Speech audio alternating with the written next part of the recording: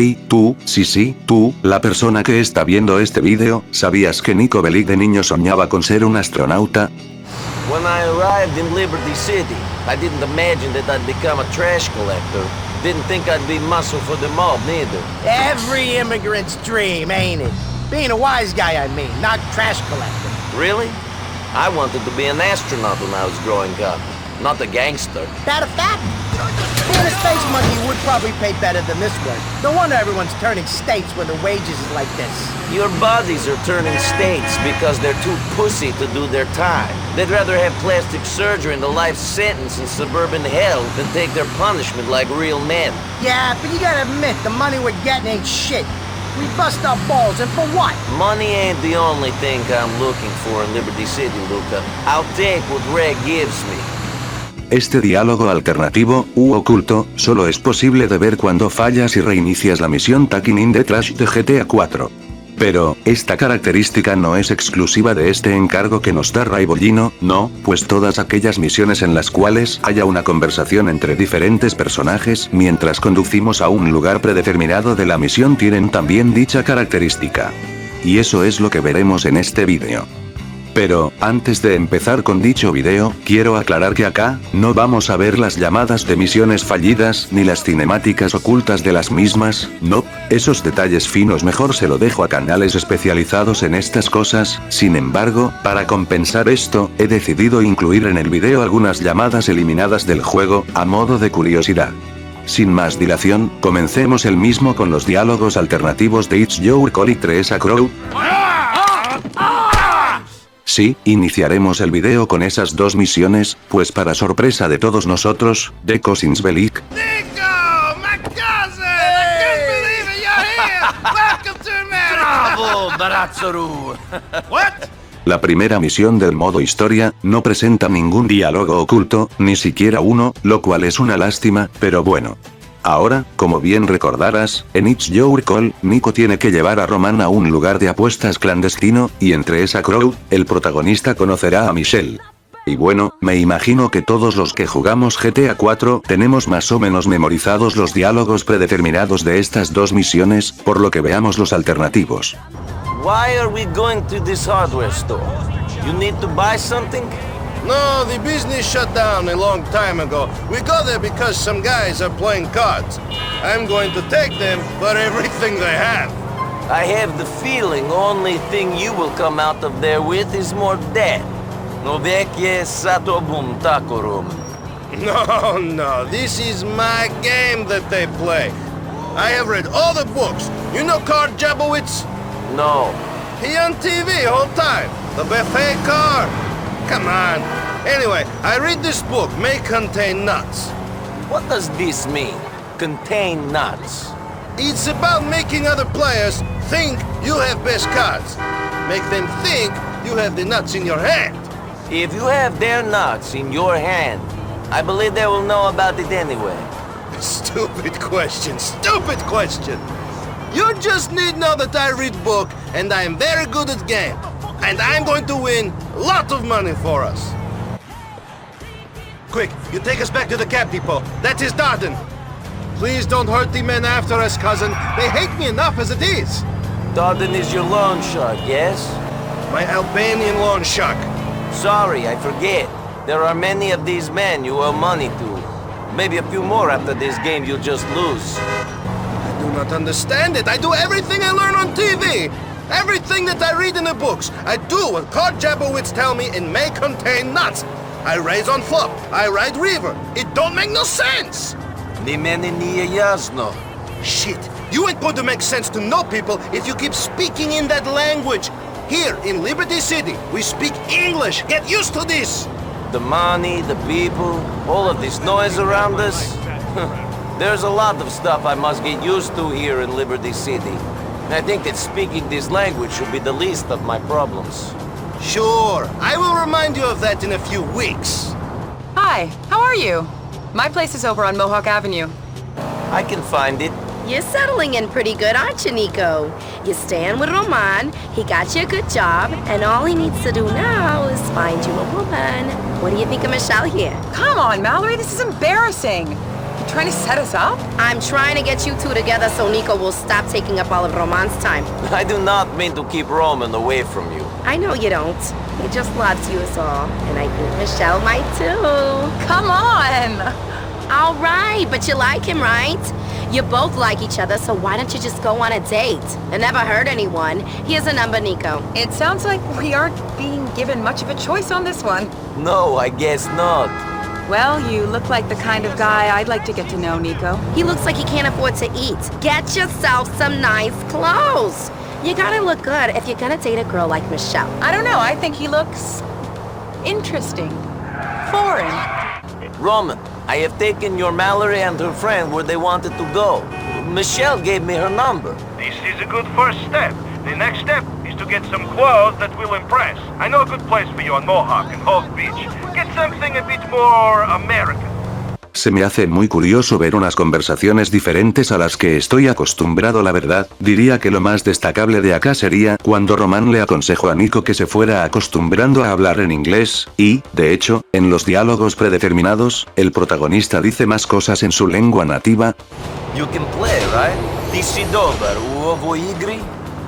Because you can't pay your debts and they make you mop the floor? Neverovatno. Čistać naravno. I seriously hope your cards are better than your nicknames. We got loan sharks after us. Roman, šta se dešava? Alright, cousin, I'll lose them. Sada nije tako teško. We should stand up to them. Gde ti je ponos? Poverevaću kad vidim, Roman.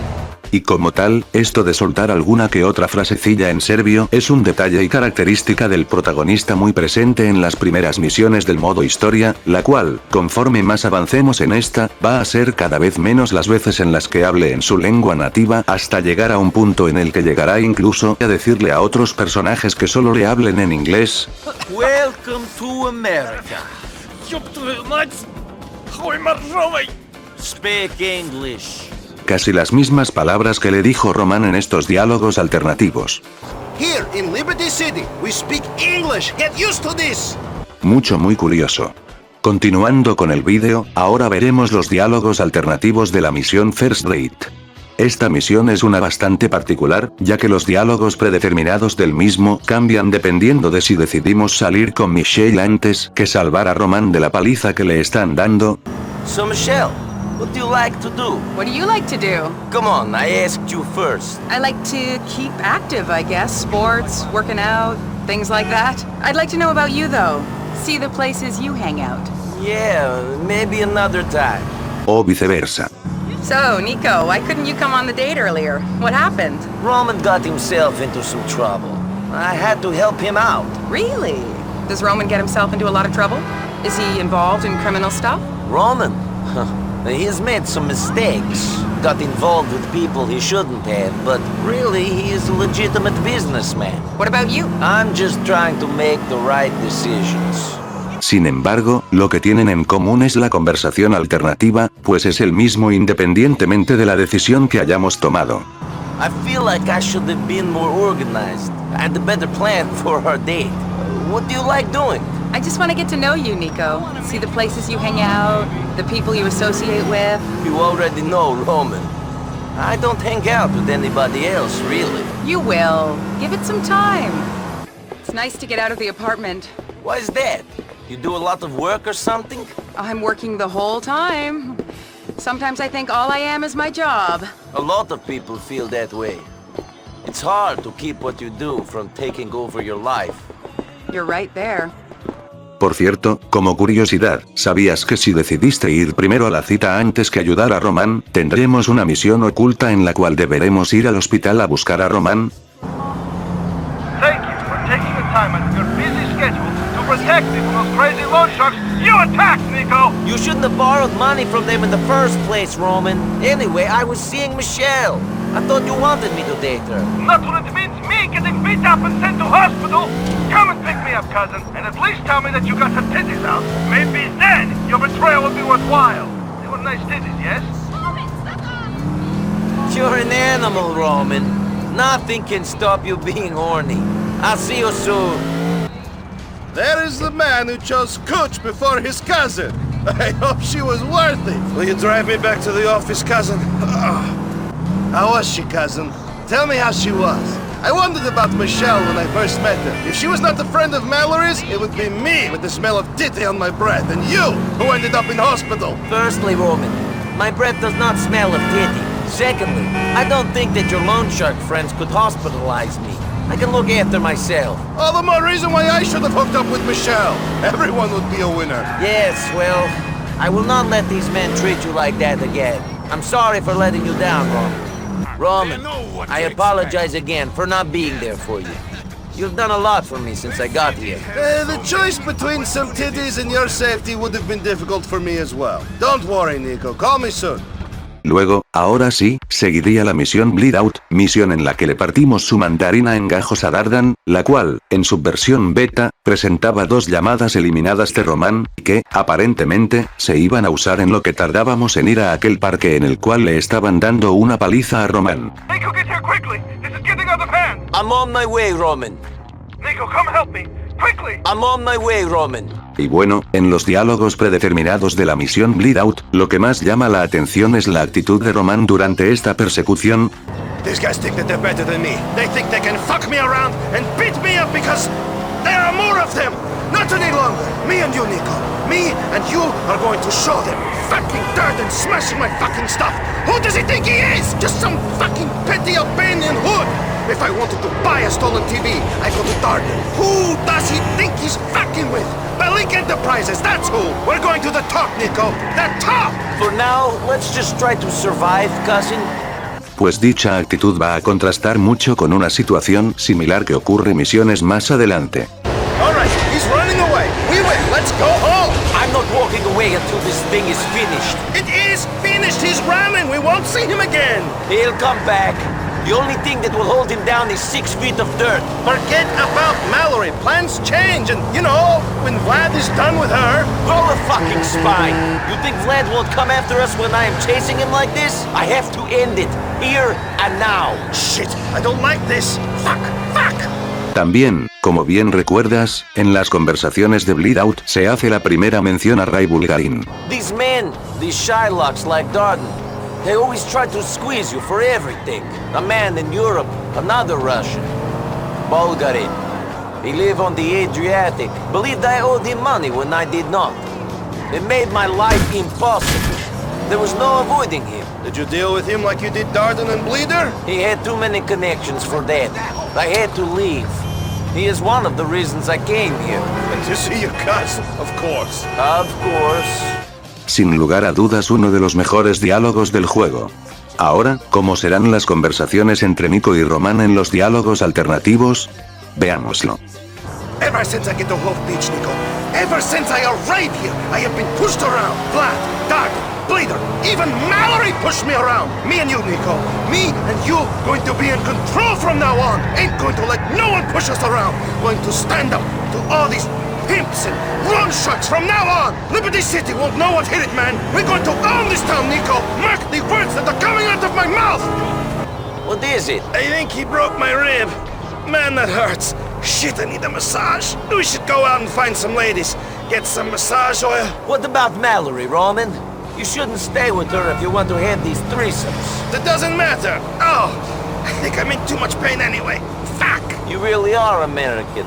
You don't even swear in our language. You say this now, but soon, even you will forget about the old country. We shall see. I have reasons to remember it. I saw bad things happen there. You do not know what it is that... I think it must be 2 ribs. Those fucking punks. What were you saying? It doesn't matter. La conversación durante esta persecución la verdad no cambia mucho con respecto a los diálogos predeterminados, y en la última parte de la misión nos perdemos de aquella mención a Ray Bulgarin que además servía para darnos el contexto del protagonista antes de que éste pusiera un pie en Liberty City. Sin embargo, acá, en los diálogos alternativos, vemos otra vez otro intento por parte de Niko de abrirse con Roman sobre lo que le pasó en la guerra, cosa que también intenta hacer en Sony Vegas Pro, pero Roman, como bien recuerdas, lo echa todo a perder. Roman! Are you sleeping, you fat fuck? Come on! Y para cuando más adelante Roman quiere hablar con el protagonista sobre el tema, Capitalism is a dirty business. Yeah? Like war? Not exactly. No, maybe not. When you going to tell me properly about what happened? I'm not going to judge you. When you got time. There, I have time. Another time. Can I help? Bueno, por lo que pasó en la misión introductoria y en los diálogos alternativos de Bleed Out, se entiende que Niko sencillamente ya no esté tan dispuesto a abrirse. Niko, man, we should talk sometime. I'm a good listener. Whatever, man. Por lo menos, no hasta que le haya volado el ojo a Vlad. Y en cuya posterior cinemática Niko, sarcásticamente, hace una referencia a ese diálogo alternativo del masaje en Bleed Out. I told you to be calm, you halted the jump! I am calm. He tried to kill us. He screwed your girlfriend. What do you expect? I give him a massage? I think he broke my rib. Man, that hurts. Shit, I need a massage. We should go out and find some ladies. Get some massage oil. Luego de completar esta misión, en la versión beta Roman nos haría la siguiente llamada sin usar. Niko, I feel like when we are hanging out, it always has to be about something. You know, we don't have enough fun together. That's probably because you are always either working or being hassled by loan sharks. Okay, alright. We should hang out more. Call me if you ever want to do anything fun, like getting drunk or shooting pool. Later on, NB. Interesante, ahora, como bien sabes, luego de lograr un cierto nivel de amistad con Roman, este como agradecimiento nos dejará usar su servicio de taxis de forma gratuita, y, curiosamente, en la beta tendríamos la siguiente llamada al usar por primera vez dicho servicio. Hey man, I heard you got a ride in one of my cabs. Yeah, thank you for arranging that, Roman. Will I have to pay for the next one? Well, you know what they say, nothing in this country is free. I'm joking. Whatever is mine is yours. As long as you are hanging out with me. I don't want you running off to the other side of Liberty City and only calling me to ask for cabs. I wouldn't abuse our friendship like that, Roman. Don't worry. I know you wouldn't, Niko. Let's hang out soon. En la beta Vlad también usaría el servicio de taxis de Roman, aunque no para viajar gratis. Hey, baby. How about I take your beautiful ass out tonight? Maybe we can take one of your fat boyfriend's cabs. Who are you calling, Vlad? Ah, the damn Yoko. I meant to call this girl I'm seeing. No man returbio, mejor continuemos con el tema principal del vídeo. Ahora, las misiones en las que conocemos a Jermaine y Little Jacob serían las siguientes del modo historia, o sea, Easy Fair y Yemi Can Hit, respectivamente. Where's Roman? Are you a cop? You gotta tell me if you're a cop. That's the law. Actually, I don't think I would have to tell you if I was a cop. That's just some bullshit they cops circulate to trick people into doing deals with them. So you're not a cop? No. I tried to join the LCPD. Yeah. I'm Niko, Roman's cousin. Shit, you just should have told me that. Jesus, you nearly gave me a heart attack. I wouldn't want no cop driving me to pick up a load of hot parts. You shouldn't have said that, Jermaine. I have grounds to arrest you now. That's a joke, right? A funny fucking joke. You should let your cousin stick to the jokes. Making funny don't suit me. Did you come to Liberty City to drive cabs then? No, I didn't. Just like every other chump who gets off a boat here, I thought things might be more exciting. This is just the beginning. It seems I need to sort out my cousin's life before I can work on my own. Oh yeah? What's wrong with Roman's life? He appears to owe money to half of Hove Beach. I got rid of one group of loan sharks, but this asshole Vlad, he has his hooks into him as well. Roman is lucky to have you here, Niko. Alright, you're my man Roman's cousin, ain't you? So you're going to rule the city and thing, ain't it? I don't know about that. It seems that Roman has enough problem running his own life, let alone the whole city. That's for my brother. Saying, Niko, saying, can you do me a favor? You still real bad man, my boss man. I'm getting a fight with these boys and I got to go down and make peace. They got two faces and I ain't sure this is gonna be an easy thing. Can you keep an eye on the meat with eyepiece? This is something I am more equipped to do than drive people around for Roman. Righteous. I gotta feel safer with some backup in the ground. Bad man get iron and all type of shit in a Niko.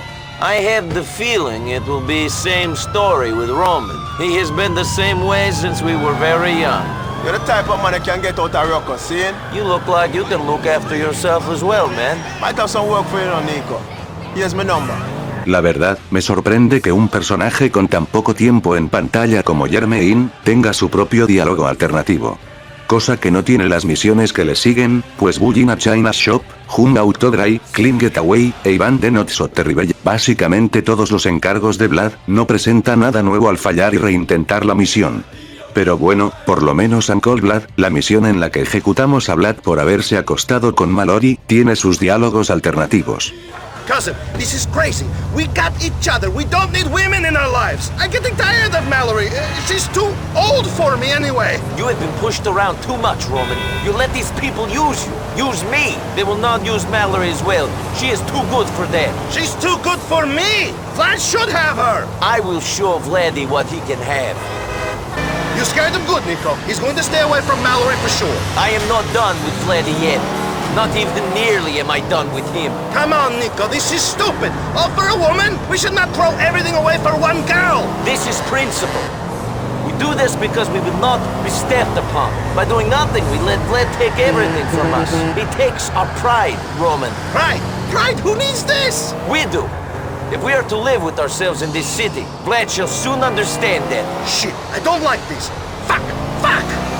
Ya que estamos, ¿alguna vez se preguntaron por qué Mallory se acostó con Vlad? Bueno, en los archivos del juego hay una llamada eliminada en el que se nos responde esta incógnita muy importante, la cual creo que solo se entiende con el contexto previo que nos dan otras llamadas eliminadas del juego. A ver. Es bien sabido que Roman es un mujeriego pese a que Mallory es su novia, ya que, según lo que dice Roman en los diálogos predeterminados de Uncle Vlad, ambos tienen una relación abierta. Don't do anything stupid, cousin. Nothing as stupid as letting that fat swine give it to Mallory. Hey, it happens. We have an open relationship. I do my thing, she does hers. Pero, esto de que tienen una relación abierta, en la beta era más explícito, por así decirlo. Niko, you should have seen the woman who just hit on me. A neurotic goddess. I'll call her in a few days. What about Mallory, Roman? I thought you said you loved her. I do, but a man has his urges. Does Mallory have her urges too? Maybe, I don't know. I think I'm enough of a man to satisfy her, but she can do what she likes. I've got to go, Niko. See you soon. También en los archivos del juego podemos encontrar la siguiente llamada sin usar. Ask me what I'm doing later. Come on. Ask me. What are you doing later? I am ruining a beautiful woman for every man on earth. She's a barista at the local bean machine. After she spends tonight with me, her sexual expectations will be so high that no other man will be able to fulfill them. I already feel sorry for her. And them. I'm not going to give you a lecture about Mallory, Roman. Just be careful. Some of those bean machine bitches give out blowjobs with the cappuccinos. The restrooms in those places are cleaner than the baristas. Don't crush my high, man. Of course I'll be careful. Cover for me, alright? La verdad siempre pensé que Roman mentía acerca de que le iba bien con las mujeres, o sea, con esos pasos de baile me costaba creerlo. Supongo que estaba equivocado. Como sea, luego de que Roman le dijera al protagonista que le haga a la segunda con su infidelidad, Mallory nos iba a hacer la siguiente llamada sin utilizar. Niko, tell me straight. Was Roman with another woman last night? I swear I'm gonna cut his balls off. En esta parte el juego originalmente nos iba a dar la decisión de contarle o no la verdad a Mallory. Si decidíamos mentirle diciéndole que Roman no la estaba engañando con otra mujer, pasaba esto. Come on, Mallory. Roman wouldn't do something like that to the love of his life. I must be getting paranoid. Of course Roman wouldn't. Thanks, Niko.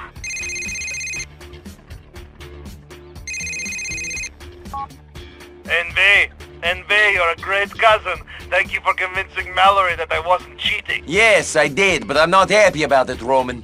You should treat her with more respect than that. Alright. Thanks for the lecture, cousin. Y esto es lo que pasaría si decidíamos que el protagonista le dijera la verdad. Niko, tell me straight. Was Roman with another woman last night? I swear I'm gonna cut his balls off. You know Roman. He has these other women, but you're the only one he loves. He don't act like it. Piece of shit, when I get my hands on him, I'm gonna... Puto, where are the scissors? Where are the fucking scissors?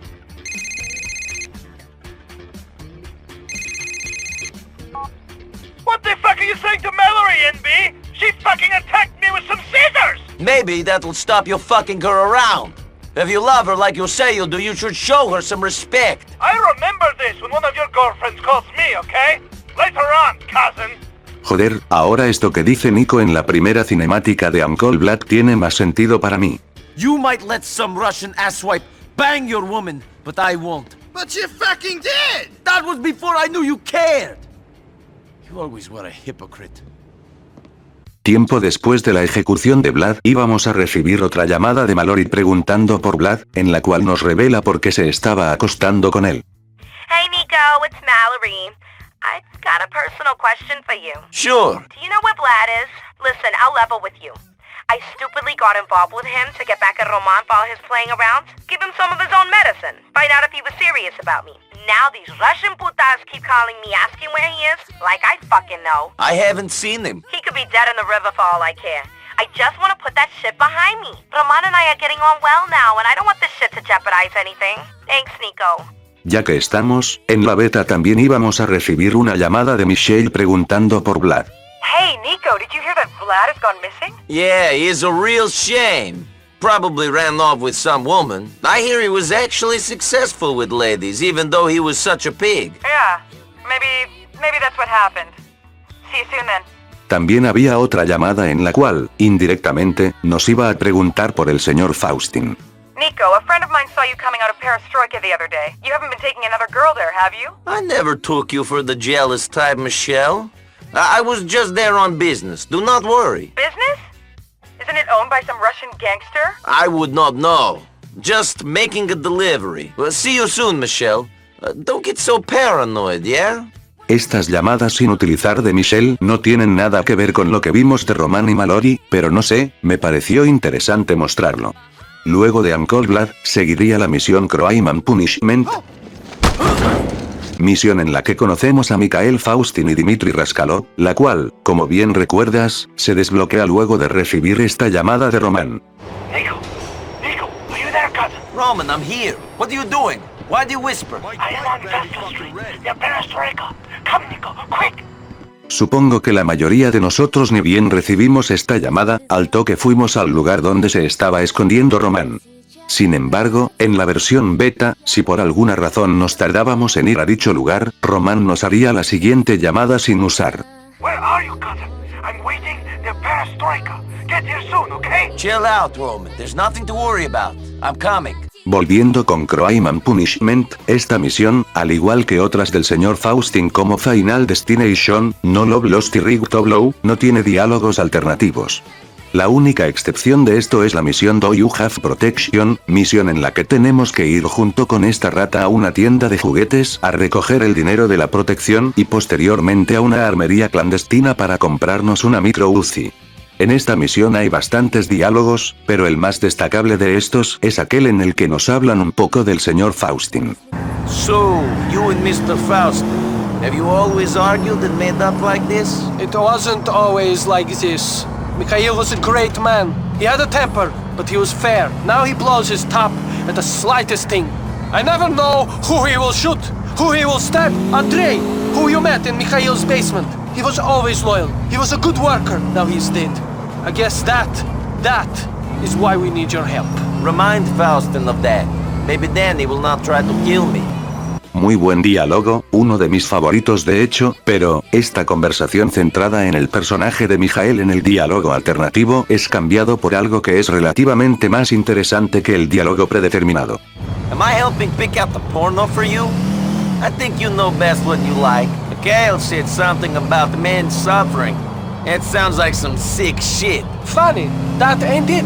These guys are making the shitloads of cash, and we ain't seeing any of it. Word is, they started their own porno site as well. You guys are getting protection money off of websites now? What, you stop them from getting viruses? Mikhail gets a taste of any money that gets made in Hove Beach. It doesn't matter that it's online. I'll keep that in mind. Yeah, you will. Especially since you got rid of Vlad, our fucking dirt collector. Shit. Well, now it looks like you got me to settle your business. We're going to a gun shop. Hey, I heard about these. Big American supermarket where you can buy any gun you want. Ammunition, right? Shopping carts full of AK-47s. I might buy a flamethrower. That is another part of America. Here in Liberty City, there's no such thing as the ammunition. Buying guns is illegal. In fact, the mayor of the city tries to shut down ammunition shops in other states. This is because guns from them have ended up on the streets here. So what's this gun shop? It's underground. a backroom place. There are a few around the city, useful if you know about them. Yeah, could be. Depends how things go for me while I'm here. I might run into someone I want to shoot. As long as that someone is not me or Mikhail, then all is good. With a gun, you will stay protected. That is the important thing. Yes, you're right. It looks like I need to protect myself and my cousin in this place. Do not fear. You no longer need to protect yourself from myself. And Mikhail, we are your friends. Great. How's your cousin Roman after the incident the other day? Once he learns to control his bowels again, he will be good. Mikhail fucked up his guts pretty bad. At least he's alive, huh? Mikhail don't always go for the gut shots. I guess Roman's real lucky then. I wonder what big favor Faustin's gonna do for him next. You got to remember, you killed Vlad. That angered Mikhail no matter what he said. It was very difficult for me to persuade him that a man like you could be more useful to us alive than dead. You trying to tell me I owe you my life? No, I'm not. I was trying to tell you that I'm a man who appreciates a good business venture when one comes along. Mikhail is making enemies very rapidly. A friend like you is useful. You are a man worth having on our side. Pleased to be of use. Estos últimos diálogos que reemplazan aquellos centrados en el señor Faustin son curiosos y contradictorios al mismo tiempo. Por la hostilidad mostrada en esta cinemática antes de la aparición del señor Faustin, y de lo que dice este último en la misión en la que lo ejecutamos. You would be dead if it wasn't for me. That is what Dmitri wanted when you killed Vlad. Bueno, es bastante obvio que Dmitri nos estaba mintiendo, como si ya desde el comienzo estuviera queriendo manipular tanto al protagonista como al jugador para así ganar confianza hasta que llegue el momento de deshacerse del señor Faustin y, eventualmente, traicionar tanto a Niko como a nosotros cuando le dejemos de ser útil. Ahora, sabemos que lo que pasó en la misión de Master and Molotov,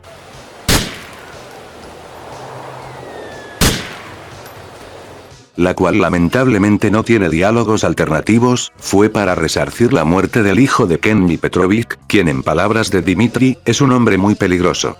Niko, do you know what you have done? I have followed Mr. Faustin's orders. Not much more. The boy you killed was the son of Kenny Petrovich. This is a very dangerous man. You will not take kindly to this. How was I to know? You weren't. This is Mikhail's craziness. I will speak to people and see what I can do. Pero, ¿y si ese tal ruso no es tan peligroso como aparentaba? Pues en los archivos del juego existe esta llamada eliminada del señor Faustin, que aparentemente confirma lo que dije anteriormente. Niko, do not let Dmitri worry you about Kenny Petrovich. He's just another shit from the old country, running around with his boys. He only tries to prove he is the man with biggest dick. We have no worries about him. His son is dead. He will mourn for a time and then move on. He has chosen this life for his family. The responsibility is on his shoulders. Do not listen to Dimitri's paranoia. The only time he's calm is when he's taking his pills. I'm in charge, Niko. No, Dimitri. Don't forget that. Me. Remember that.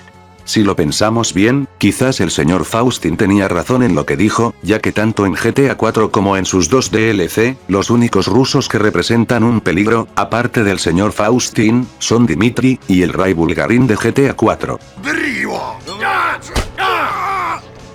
Pero bueno, ¿qué opinan ustedes? ¿Creen que Kenny Petrovic es tan peligroso como dice Dmitri? ¿O están de acuerdo con Mikhail y piensan que es alguien al cual no hay que darle importancia? Ah, y obviamente en los archivos del juego hay más llamadas sin usar de Mikhail, como una en la cual el señor Faustin le preguntaba al protagonista si tenía un poco de polvo de ángel, la cual yo supongo que se iba a escuchar luego de la misión Crime and Punishment. Niko, friend, listen, you got any to it? I need some fucking powder. Sorry, my friend, I ain't got nothing. What fucking good are you if you don't got some shit for me? Surely a man like you knows how to source some white. My man is down in Vice fucking City. Shit. You fucking incompetent. También hay una llamada en la cual el señor Faustin le advertía a Niko de que no vea con ojos lascivos a su hija, y dicha llamada, obviamente, se iba a escuchar luego de la misión No Love Lost. So, you get rid of my daughter's bike boyfriend. And now you think you can, how you say, pull her? She's too good for you. I will fucking castrate you. I do not take kindly to threats or false accusations. I have no involvement with your daughter. Oh no, of course not. This was that. But if you did, Niko, if you even think about her in that way while you're jacking off, remind yourself, of what I'm saying. I think I made myself clear. La siguiente llamada que les voy a mostrar creo que se iba a escuchar luego de la misión Rig to Blow, y esta era una en la cual se presagiaba la eventual traición de la rata de dos patas. Niko, you are my employee. You must answer my question. Is Dimitri giving it to my wife, Yelena? All I know is that Dimitri is your friend. I do not think he would betray you like this. You see anything, you will say. Dimitri is not red like blood, but no one can be trusted. No one. Para finalizar con las llamadas eliminadas del señor Faustin, la siguiente que les voy a mostrar a continuación, era la llamada original de misión completada de Final Destination, en la cual Niko le iba a informar sobre la muerte del hijo de Kenny Petrovic al señor Faustin, y no a la rata de dos patas como se vio en la versión final del juego. Lenny, the boy. He's dead. Shut up, Dimitri. I don't care who he is. It is too late anyway. Niko has killed him. Stop your whining. You would still be in a fucking gulag if it wasn't for me. You would be drilling for oil in the tundra. I'm sorry, Niko. Thank you. At least you are loyal. We will work together again. Come to see me at my house. Con esto terminamos con las llamadas sin usar del señor Faustin. Bueno, en realidad no, ya que en los archivos del juego hay dos llamadas eliminadas más de Mikael, pero estas son llamadas de misión fallida de una versión inicial de Do You Have Protection, en la cual Niko haría el trabajo solo, sin la ayuda de Dimitri, y esto se confirma, no solo con esta imagen oficial que salió antes del lanzamiento del juego, sino que también con las siguientes llamadas eliminadas, que les voy a mostrar a continuación, en las cuales el protagonista le informaría a Dimitri de su progreso en la misión, ya que, como dije, en la versión beta de la misma, Niko haría el trabajo sin la ayuda de nadie. Is it done yet? No, I'm doing my best though. Mr. Faustin does not like to be bothered with trivialities. Goodbye. You have good news? Only if no news is good news. Mr. Faustin does not care about how hard you are trying. He cares about this getting done. Goodbye. What have you got for Mr. Faustin? Nothing yet. Oh, don't call when you have nothing. What have you got for Mr. Faustin? Nothing yet. Then why are you calling me? Goodbye, Niko. Bien, ahora, esto era lo que escucharíamos si Niko echaba a perder el encargo en la tienda de juguetes. Mr. Faustin, I got a little out of control in the shop. People were hurt. This is what you are for, Bellic. To hurt people for me, but in ways that will make money. Come back to my house. Mr. Faustin, I couldn't do what you wanted me to. Things got out of control, and I, fired all my bullets. Sorry. Y esta es la llamada de misión fallida al matar al tipo de la armería clandestina. Mr. Faustin, I don't think you should use that gun shop no more. I hurt the guy who works there. You are the one who should be taking Dimitri's sedatives, not me. Fucking control yourself. Interesante, ¿no? Sin embargo, Do You Have Protection no es la única misión del señor Faustin en tener bastantes llamadas sin usar. La misión Crime and Punishment también las tiene, en las cuales Niko, al igual que en la versión beta de Do You Have Protection, le informaría de su progreso en la misión a Dimitri. I have the police car. What now? The truck is driving around South Broker. Pull it over, take it to our lockup on Dukes Drive. Can't you be a bit more specific than South Broker? There has to be more than one truck around here. That's not our problem. Keep pulling them over until you find the one with the TVs. I do it quick. Roman, those look too good. I pulled over a van. It didn't have any TVs in it. Pull over more vans then. Mr. Faustin wants those TVs. You do not want him to take out his anger on your cousin. Go. You have the shipment already. You are good. No, I have nothing yet. Is Roman all right? Your cousin will only be all right when Mr. Faustin has that van. Go and get it for him. Interesante, ¿no? Pero, ¿saben qué es más interesante? Que en los archivos del juego existe una llamada sin utilizar de Dimitri en la cual elogiaría a Niko por su buen trabajo en misiones anteriores. Niko, you are doing very well for us. You are good. Almost too good. How can you be too good? I don't know. I'm just surprised you have not found more success with your talents. Not everyone gets lucky. You're right. You are lucky now, though. This is a good partnership. Supongo que Rockstar decidió eliminar esta llamada de Dimitri elogiando al protagonista cuando hubo un cambio de planes con Do You Have Protection, haciendo que la rata de dos patas también esté presente mientras Niko realizaba el encargo del señor Faustin. Ahora, ¿recuerdas que la misión de Master and de Molotov se desbloquea luego de recibir este mensaje de texto? Bueno, esto en la versión beta era diferente, ya que, originalmente, Dimitri iba a llamar al protagonista para la realización de este encargo. Niko, it is Dimitri. We have something to discuss. All right. Discuss it. We need to talk in person. I'll be on the Firefly Island boardwalk from 8 p.m. until 1 a.m. I hope to see you there.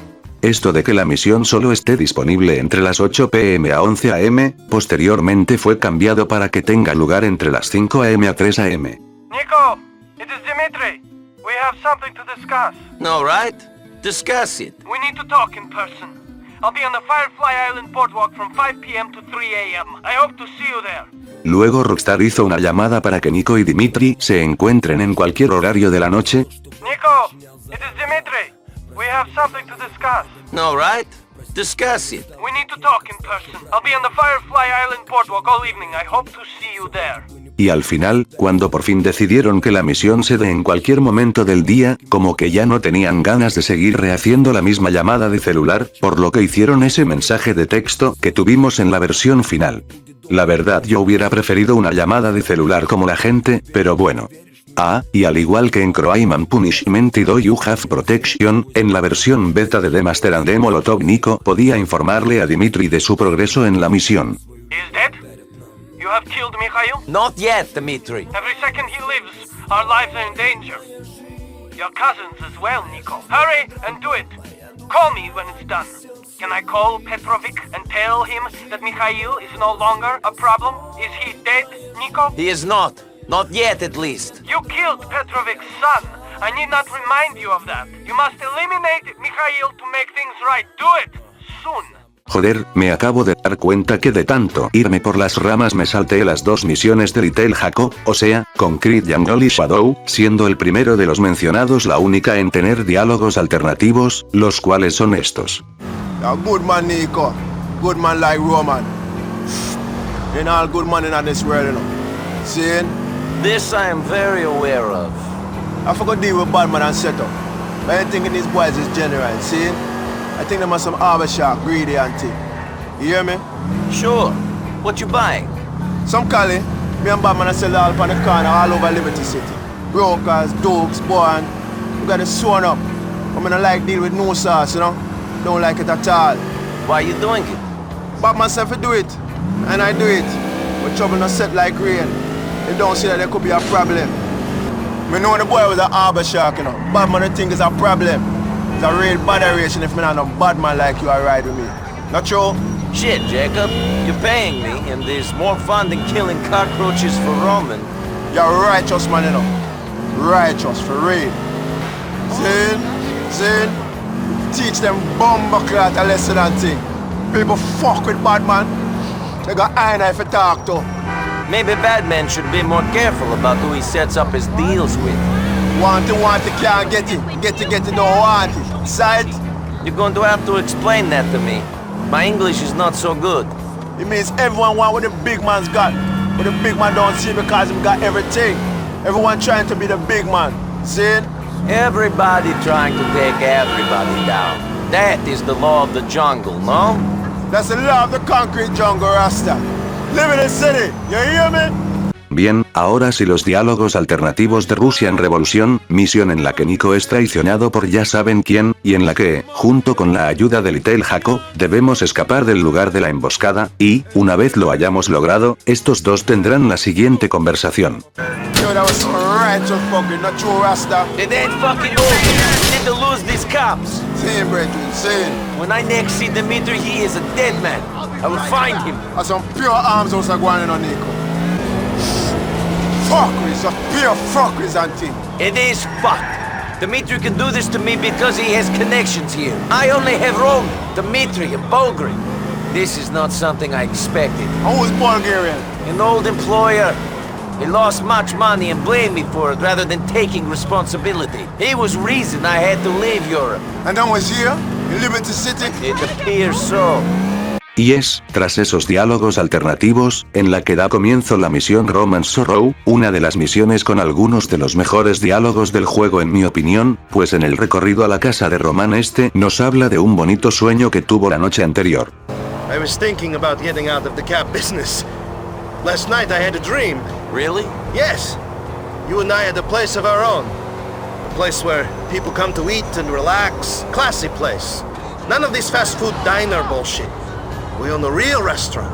Tavern. It's a place of distinction, you know? I can't see myself settling down. Not now, but in the dream you've met the right woman. She's beautiful, pure like my Mallory.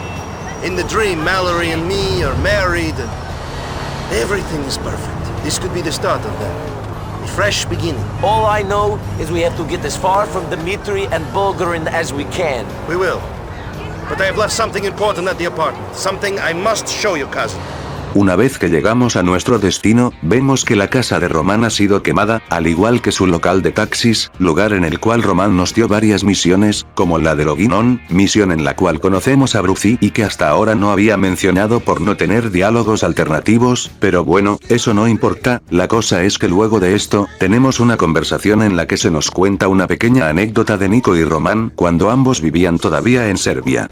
You remember that time when we went to the bar back home? I found it razed to the ground, just a pile of rubble.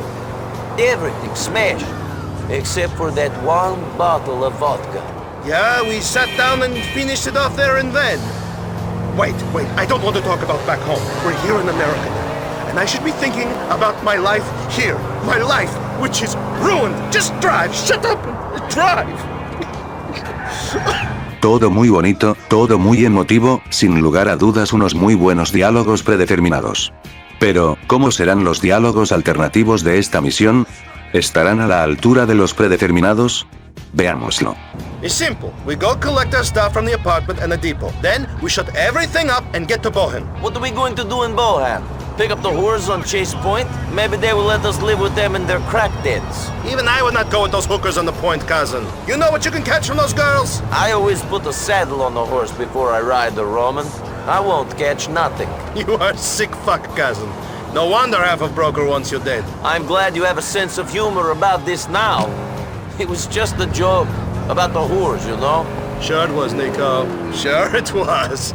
I will add that to the long list of your secrets that are safe with me. Anyway, you will not have to become some crack horse pimp. I get Mallory to arrange place for us to stay in South Bohan. She has her local connections. Great.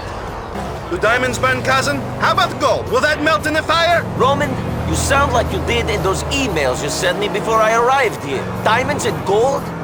I am sorry that your worldly possessions have been destroyed.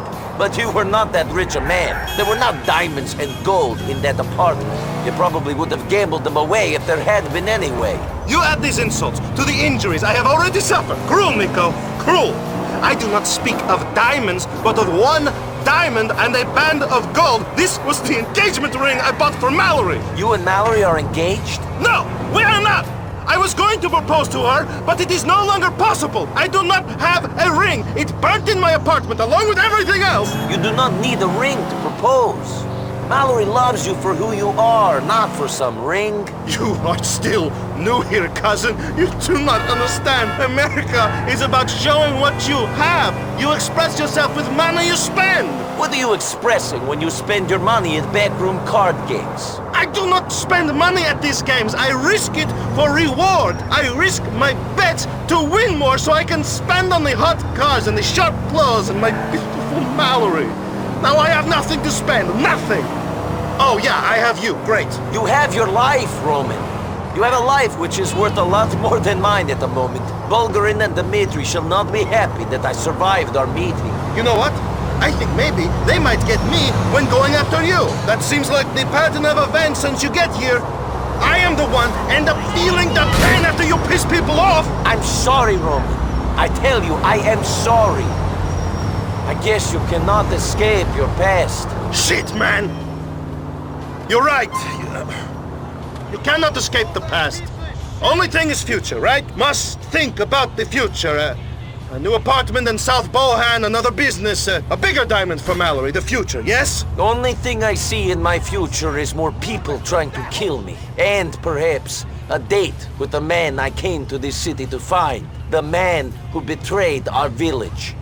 No sé ustedes, pero siento que no están tan a la altura de los diálogos predeterminados, o sea, el diálogo que reemplaza a aquel que nos cuenta sobre el sueño de Román parece más algo sacado de una de las conversaciones jocosas que escucharíamos mientras vamos con Román a jugar a los bolos. I cannot believe what you are saying. Do you seriously mean that you don't like fake titties, cousin? Seriously.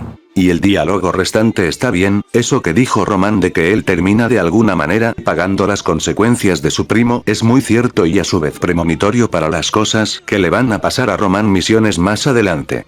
Ah, y esa mención implícita a Darko también me gustó bastante. Por cierto, en los archivos del juego hay una llamada sin usar de Michelle, en la cual nos iba a preguntar por lo del departamento y local de Roman. Nico, I'm so sorry to hear about those fires. Roman's 2 places burning down at once. Was it arson? Is Roman caught up with some gangsters or something? Freak coincidence, Michelle. This is only explanation for it. It's a real tragedy. If you guys need anything, just ask. If you guys got caught up with some bad people, you'd tell me, right? Don't let anyone bully you because you're an immigrant. Nobody will bully me, Michelle. Do not worry. Ahora tocaría ver los diálogos alternativos de las misiones de Man y Escuela, o sea, Escuela of the Street, Street Sweeper y de Puerto Rican Connection. Sin embargo, solo la misión más aburrida en la que tenemos que seguir con sigilo a un tipo para después matarlo presenta diálogos distintos a los predeterminados. Y ya que estamos, voy a poner también los clips de la última misión de Brucey, o sea, la misión llamada Number 1, pues como ya se lo imaginarán, a diferencia de Search and Delete. I got you, man. I'm big, but I'm also fast. Wake up, boy! Oh, I'm sorry. Well, can you show me that again? Oh! Enough, man! Enough! Oh! Easy as can be. Yeah! Yeah! Man, I'm ready for you, Nicky. I'm ready. I'm ready for fucking anything. Yeah! Y out of the close. Hit me! What? Hit me, come on!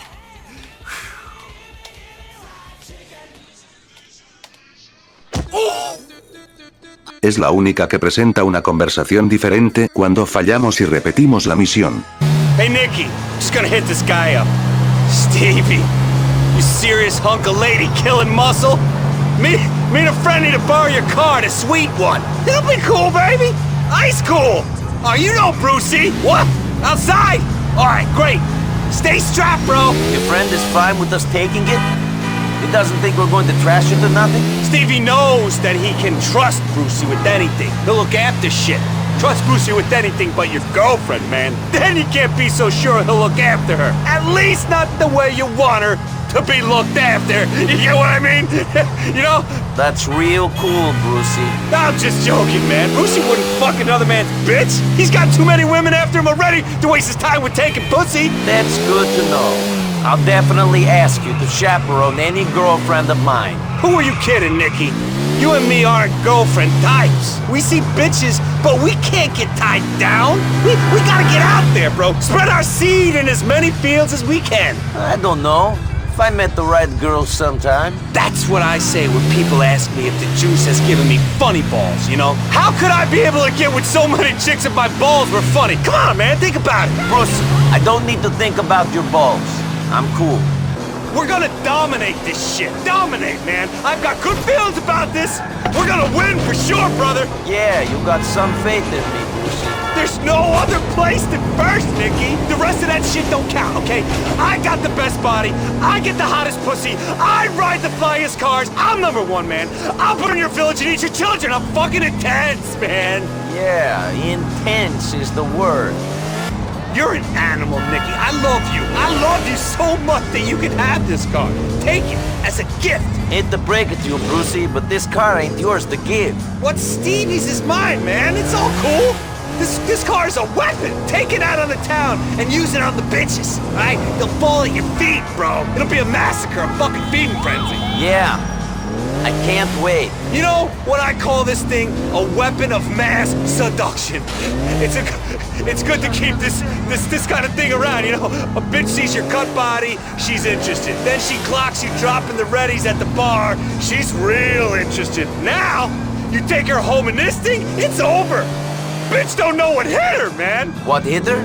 That could be your date rape drugs kicking in. Funny, man. The only drugs I roll with are the roids, man. And they ain't even drugs. They're not even bad for you. It's like 100% natural. People say I've got roid rage, but that's fucking bullshit. Bullshit. Bullshit. No rage at all. Maybe those guys that got you to kill, maybe another person wouldn't have done that, all right? But fuck it. They made me angry, so you iced them. That ain't roid rage. That's just the way shit works. It sounds like you got me to kill a load of guys because you were juicing too hard. Shit, man. You're cool, Brucey. I like you, but I don't want to work for you no more. We can hang out, but I'm not killing anyone else because you got the rage. All right, Nicky, all right. You wanted some money, and I helped you out. That's all good. I like the fact that we're just gonna be friends now, you know? None of this money shit to get in the way. Sounds good to me. I like your vibe, man. I like it. You're out to make money, but you want to make a difference too, man. Best of both worlds, man. I see myself that way, man. An entrepreneur who's gonna clean this shit up. Money and respect. Philanthropicalism, man. Like one of them rich guys who makes computers and cures AIDS and shit. That's us, man. Only at a street level. Me? I'm just after the money. No amount of scrubbing is gonna get this town clean. What I seen of it, at least. Yeah, I'm an entrepreneur, man. You gotta have some money if people is gonna respect you out there, man. The kids have to look up to me, man. To know that the clean path is the good path. You hear me? Sure, but I don't think you hear me. It's for the kids, man. Believe that. I don't know why people out there want to hurt people, man. Want to hurt these streets, man. They live and breathe. You cut them and they bleed. Man, that was good. I should write that down. You got a pen? I'm afraid not. How come whenever I say something that really sings, you know, when I really start talking the truth, how come Jay's not around, man? He should be filming me every second. He's not around because I'd break his camera if he shoved it in my face again. Chill, Niko. You gotta get used to being filmed, man. You think Jesus started breaking shit up when those disciples followed him around with a bit of parchment? This film is my gospel, man. The gospel of the streets. Shit, how about that for a title, huh? Manny Street Gospel, man. I wish I had a damn pen, man. Fuck, man. Por cierto, en los archivos del juego, podemos encontrar una llamada sin usar de man ni escuela, la cual yo creo que se iba a escuchar luego de completar la misión Escuela of the Street. Yo, Streets! I need you to come over here and help me with some aggressive public relations. Not really my thing, but I'll come if you're paying. Your Streets need you, Niko. They'll pay. Volviendo con Brucey. Nicky! En los archivos del juego podemos encontrar unas llamadas sin usar de la misión Out of the Close, y en estas Brucey llamaría al protagonista para decirle que le preparo una cita con Frenchstone, lo cual es curioso, ya que en la versión final del juego somos nosotros quienes hacemos esto al responder este correo electrónico. Niko, it's me. I got a date for you with this guy today at 8 a.m. Have fun. Niko, it's me. I got a date for you with this guy today at noon. Enjoy it, bro. Niko, it's me. Listen, I got a date for you with this guy today at 6 p.m. tonight. Good luck. Niko, it's me. I got a date for you with this guy at midnight tonight. He must want action, bro. Give him some, okay? Niko, I got a date for you with this guy tomorrow morning, 8 a.m. making his last breakfast. Niko, I got a date for you with this guy tomorrow at noon. Do it, will you? Niko, I got a date for you with this guy tomorrow at 6 p.m. You better be there. Niko, I got a date for you with this guy tomorrow night at midnight. Get rid of him. Niko, hey, wake up! I got a date for you with this guy, all right? Give it to him hard, will you? Well, strange choice of words, but you know what I mean. ¿Alguna vez se han preguntado qué significa la X de Playboy X? Pues yo tampoco, pero en los diálogos alternativos de la misión Blow Your Cover, la única de Elizabeth en tener diálogos alternativos, se nos da una respuesta a esta incógnita que no le importa a nadie. Como bien recuerdas, en esta misión tenemos que supervisar un trato de caramelos, con la ayuda del mencionado Playboy X y el protagonista más maltratado por Rockstar Games, o sea, John Clevich. La primera parte de la conversación predeterminada entre Niko y Playboy X se centra en el motero anteriormente mencionado. Tell me about that biker, the one with the smack, Johnny. I ain't working with that cat, but I heard about him. He's doing all type of crazy shit. Blowing stuff up. Them boys, the Lost, they in some heavy type of gang war is what I heard. Crazy white boy shit. Think only one group can grow beards and ride bikes in this town. It's a big town. Not big enough for some people. What that other gang called? Death Angels or some shit? Anyways, be careful of this cat. Don't want to even look at him the wrong way. Crazy motherfucker. You scared of him? Man, I ain't scared of nobody. All them bikers is racist as shit is all. Y su segunda parte en el mentor de Playboy X, o sea, Dwayne Fork. Shit, man! I'd have fucking died died instead of being caught by them feds. You take a bed on a heroin beef, you ain't seeing life for a long time. You rotting up in that shit. Yeah? A future in a max security pen ain't no future at all. You forget about them cats that do that sort of time. And if your friends on the inside? My man's Dwayne Forge is inside on a crack beef. He showed me some shit back in the day, but shit. When he gets out, if he ever does, it won't be the same world. Bien, entonces, ahora sí veamos qué tal son los diálogos alternativos. So is you Russian or something? Is you like one of them oligarchs or some shit? I'm not from Russia, no. Nah? Well, you sound like you coming out of Russia with that accent. That all good money. Russia's big right now. Rabbit fur hats, Cherenkov vodka, I love that shit. The amount of... What you call dollars in Russia? I've never been to Russia, but I think their money is called rubles. Hell yeah! The amount of rubles being dropped up in Liberty City is a joke. I want to get my hands on some of that shit. I don't care about the exchange rate or nothing. I want to be spending rubles like you gangsters. Yeah? You're short of money at the moment? That's why you're overseeing smack deals? You think I'm short of paper? I'm just helping out on this deal because Liz is my business partner. She my Sobo connection. Hooks me up when I need her to. That's why I look after her when she need me to. Is that how things go? For real? That's how shit works up in here. America is the business capital of the world, because that's how we roll. Me and Liz are entrepreneurs. Shit. If the deal makes paper, I do. I like to make money, but there should be other considerations when you go into business with a person. I've learned that at the price. True that. That's right. I ain't no slut. Jumping into any nigga giving me the eye. Playboy's in bed with Liz because she got the hookups. That's probably why you rolling with her too. Maybe I could use a boy like you on Team Playboy. You got work? For sure. Let me hook up with your number. You got a sale, right? Yeah. Well, give me them digits. We see if you can make shit happen. Playboy X don't like coming that close to being taken down. Playboy X? What's the X stand for? Shit, I don't know. All type of shit. Like what? I ain't gonna use no fool's name. Hell no. X is the fuck you to them fools who thought they owned me. Fucking federal government. Like Malcolm X? It's like X marks the spot. That's cause I always on the same corner pushing weight. Always on the same spot, so X. Sure. And X is like extreme. Extreme bitches, extreme money. I always take things to the next level. Get involved in some extreme shit. Change the game. Really? It's like extra large as well. All type of bitches be calling me that, yeah. I bet they do. Should be like double X or triple X or something on that one though.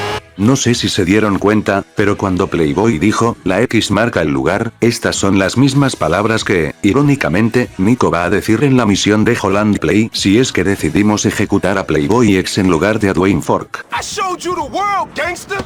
You don't control this shit! X marks the spot! Ya que estamos, ¿qué les parece si vemos las conversaciones de la misión de Construction for Beginners, la única de Playboy X que presenta diálogos alternativos? Sí, la única ya que Photoshoot, y de Holland Play, no presenta nada nuevo al fallar y reintentar la misión, así como tampoco Rough Rider, y Understock, ambas misiones de Dwayne Fork. Pero, antes de ver los diálogos alternativos de The Construction for Beginners, quiero mostrarles la siguiente llamada sin usar de Playboy X, que en la versión final del juego es reemplazada por este mensaje de texto. Dicha llamada sin usar es la siguiente. No money, what up? This is Playboy. Playboy? I met you with Liz in Sobo. We had some troubles with a UC called Charlie. Sure, you own this city, right? Now you talking. I got something for you, Blair. Come to my crib. You've been there before. I'll show you what you can make of yourself when you start hustling. También en los archivos del juego podemos encontrar esta llamada sin usar de la misión Rough Rider. Hey Dwayne, I've got your money. Come meet me in Middle Park and I'll give it to you. Great. Thanks, son. See you soon. Supongo que originalmente Rockstar tenía planeado que le devolviéramos el dinero a Dwayne en ese parque, en lugar del Clucking Bell como se vio en la versión final. Pero bueno, ahora sí, los diálogos alternativos de The Construction for Beginners son estos. This is my ticket to the big time, baby. I'm about to make it for real. Yeah, how's that? You know Yusef Amir, the big real estate developer? Well, I heard on the grapevine that he's run into a heap of trouble with some union cats. This shit is mafia run, and they all over his construction site with guns and shit. They stopping Amir from sending in the scabs. How's that mean you've made it? Because I'm a clever motherfucker.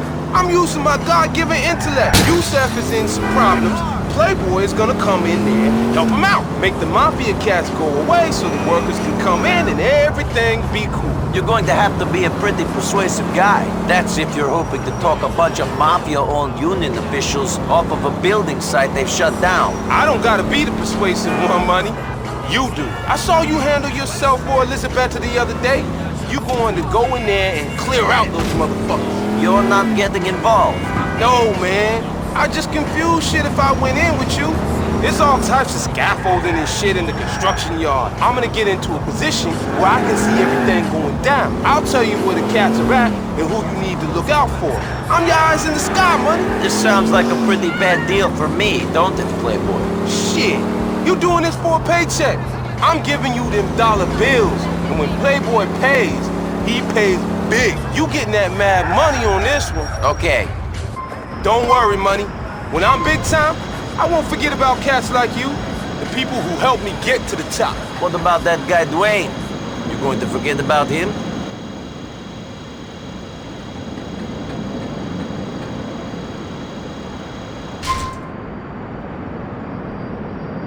Joder, qué silencio más incómodo. Resulta irónico que el personaje que acusa a Niko de ser un asesino despiadado, frío y sin corazón, sea al final el que menos le importa la muerte de Dwayne. I put Dwayne out of his misery. You did what you had to do, Niko. You got yourself that money. Good for you. You want me to come around? You took down Dwayne, Niko. I see your face. I see the cat that killed my mentor. Dwayne was like a father to me.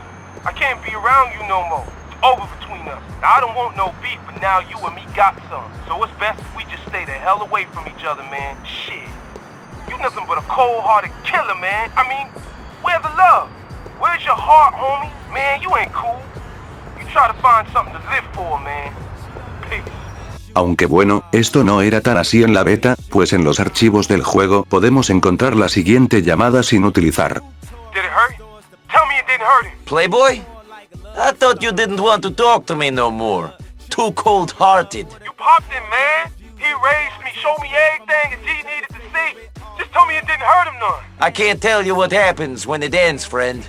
I can tell you that we'll all find out at some point, though. There ain't no bringing back those you love. That's the truth, Money. No matter how powerful you are, I own this city, player. I can look at anyone in this town, and they're gonna kill for me. But word is born, none of them bitches can bring back my man Dwayne. You should have known that when you asked me to kill him. I'm hanging up now, Playboy. Goodbye. Playboy ex arrepintiéndose de haber matado a Dwayne.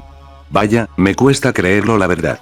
No sé por qué eliminaron esta llamada de celular, hace a Playboy un personaje menos indiferente y frío con la muerte del que se supone que era como un padre para él.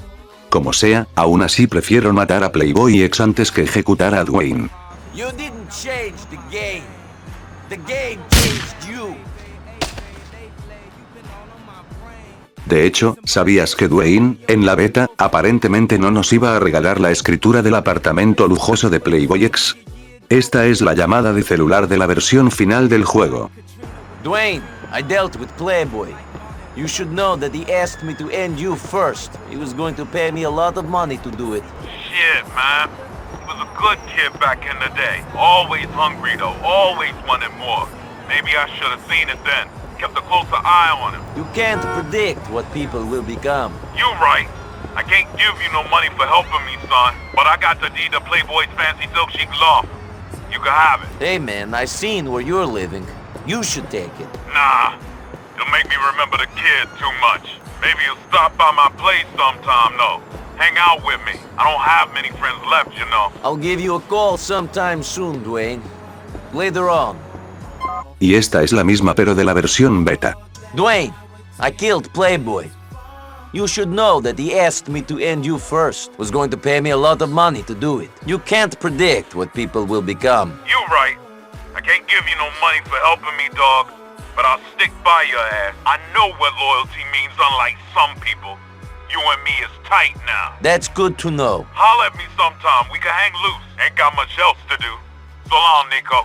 Sabiendo esto, les hago una pregunta, ¿ustedes aún decidirían dejar vivo a Dwayne pese a que este en la beta aparentemente no nos iba a recompensar con ese apartamento lujoso?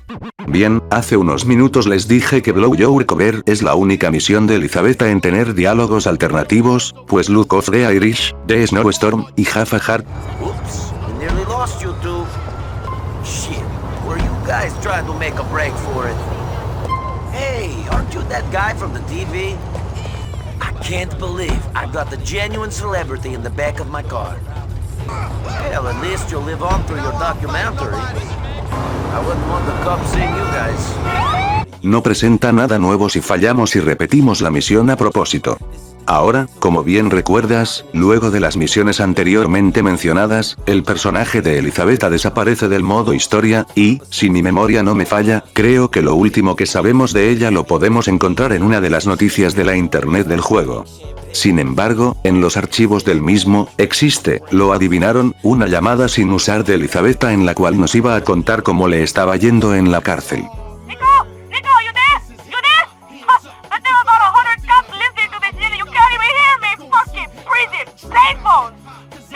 I'm here, Elizabeth. I was sorry to hear you got in trouble. I hope I wasn't something to do with it. You? Those bastards were after me long before you showed up. Too many parties, too much coke, too many assholes. That was my problem. I got what I deserved. Anyways, the cat ain't so bad. I got a nice little cellmate. She's in on a trafficking beef. We'll keep each other company for the next 5 years, huh? Woo! Have fun on the outside, Niko. Look after your cousin and Mallory. Fue muy amable de su parte el decirle a Niko que cuidara de Mallory y Roman. La verdad, me alegro que le vaya bien en prisión. Y bueno, antes de seguir con el vídeo, perdón, pero voy a abrir una vieja herida. Hey, Niko. Hey, Jacob. What are you doing here? This is no place for you, Michelle. As it happens, it is. You see, Niko, I have been working for the government. I'm afraid it's my job to watch you. You fucking bitch. Niko. You fucking bitch. Consecuente a este momento, en los archivos del juego existe la siguiente llamada sin utilizar de Michelle, la cual, en mi opinión, cerraba de mejor manera la historia de ella y nuestro protagonista. Niko, I thought I'd call you one last time to apologize. I used you. You did. And now some guy in the suit is using me instead. There seems to be a pattern emerging, doesn't there, Michelle? Michelle is dead. She only existed to serve a certain purpose. Now that I've blown my cover, she has to die. She doesn't exist anymore. The apartment has been cleared out, the phone is about to be cut off. The person you were speaking to is very different from her. Goodbye, Niko. Look after yourself. I will try. Interesante, no sé por qué Rockstar elimina estas cosas, la verdad. Pero bueno. Posteriormente a esto, Little Jaco, en la versión beta, nos iba a llamar para preguntarnos sobre Michelle. Niko, you hear anything about the girl Michelle? She put a lot of pressure on you, my brethren. Jacob, Michelle was into some strange shit. I got called to an office in Algonquin. I don't know who this guy was. I think he's government deal or something. They're making me work for them. Rotty should be in there with the Babylon agent. At least I'm don't send you back home, Niko. You need any help, me there for you. Thanks, man. I just hope they don't try to get you into the same shit later on. Eso que dijo Niko es bastante curioso, ya que va a prefigurar el último encargo de United Liberty Paper, o sea, la misión Paper Trail, la cual, a diferencia de Wrong is Right, Portrait of a Killer y Dust Off, sí presenta diálogos alternativos. Yo, I ain't used to seeing the Star Junction from a helicopter in a Niko. It's like in a movie or something. Yeah, only we could get arrested or killed. Those are the only differences. Go on, chill out, Niko. We're jamming here. Jacob, man, I don't see so good when you're blowing the smoke in my face. Fine, smoke it, whatever. We're done with that blood clot soldier, Niko. I don't care what type of prison sentence the boy will threaten me with, no Star. No more of this. It isn't easy to follow orders when you don't know what the fuck is going on. I have a feeling that it was best to do what we did, though. Yeah, but we're done with this thing, Niko. We're not go back in a no more blood clot helicopter with that boy there, no more. Antes de dejar de lado lo que pasó con Michelle, les quiero mostrar la siguiente llamada sin usar de Roman. And me, Jacob told me some weird shit went down down with Michelle. I couldn't understand completely something about Babylon. That guy's crazy. No, I'm fucking crazy for trusting anyone. Michelle is some kind of cop or informant or something. I don't know. What the fuck, man? Shit, Niko. I'm sorry for putting the two of you together. She was always saying she wanted to meet a mysterious man from the East. I thought she was kinky. I didn't think she would be a cop. That makes two of us. Later on, Roman. Sinceramente, prefiero por mucho esta llamada sin usar que a ese correo electrónico que obtuvimos en la versión final. Dejando de lado lo que pasó con Michelle, les quiero mostrar una llamada de misión fallida sin usar de la misión Wrong is Right, en la cual, por lo que le dice Niko a United Liberty Paper, podemos suponer que esta misión era diferente a la de la versión final.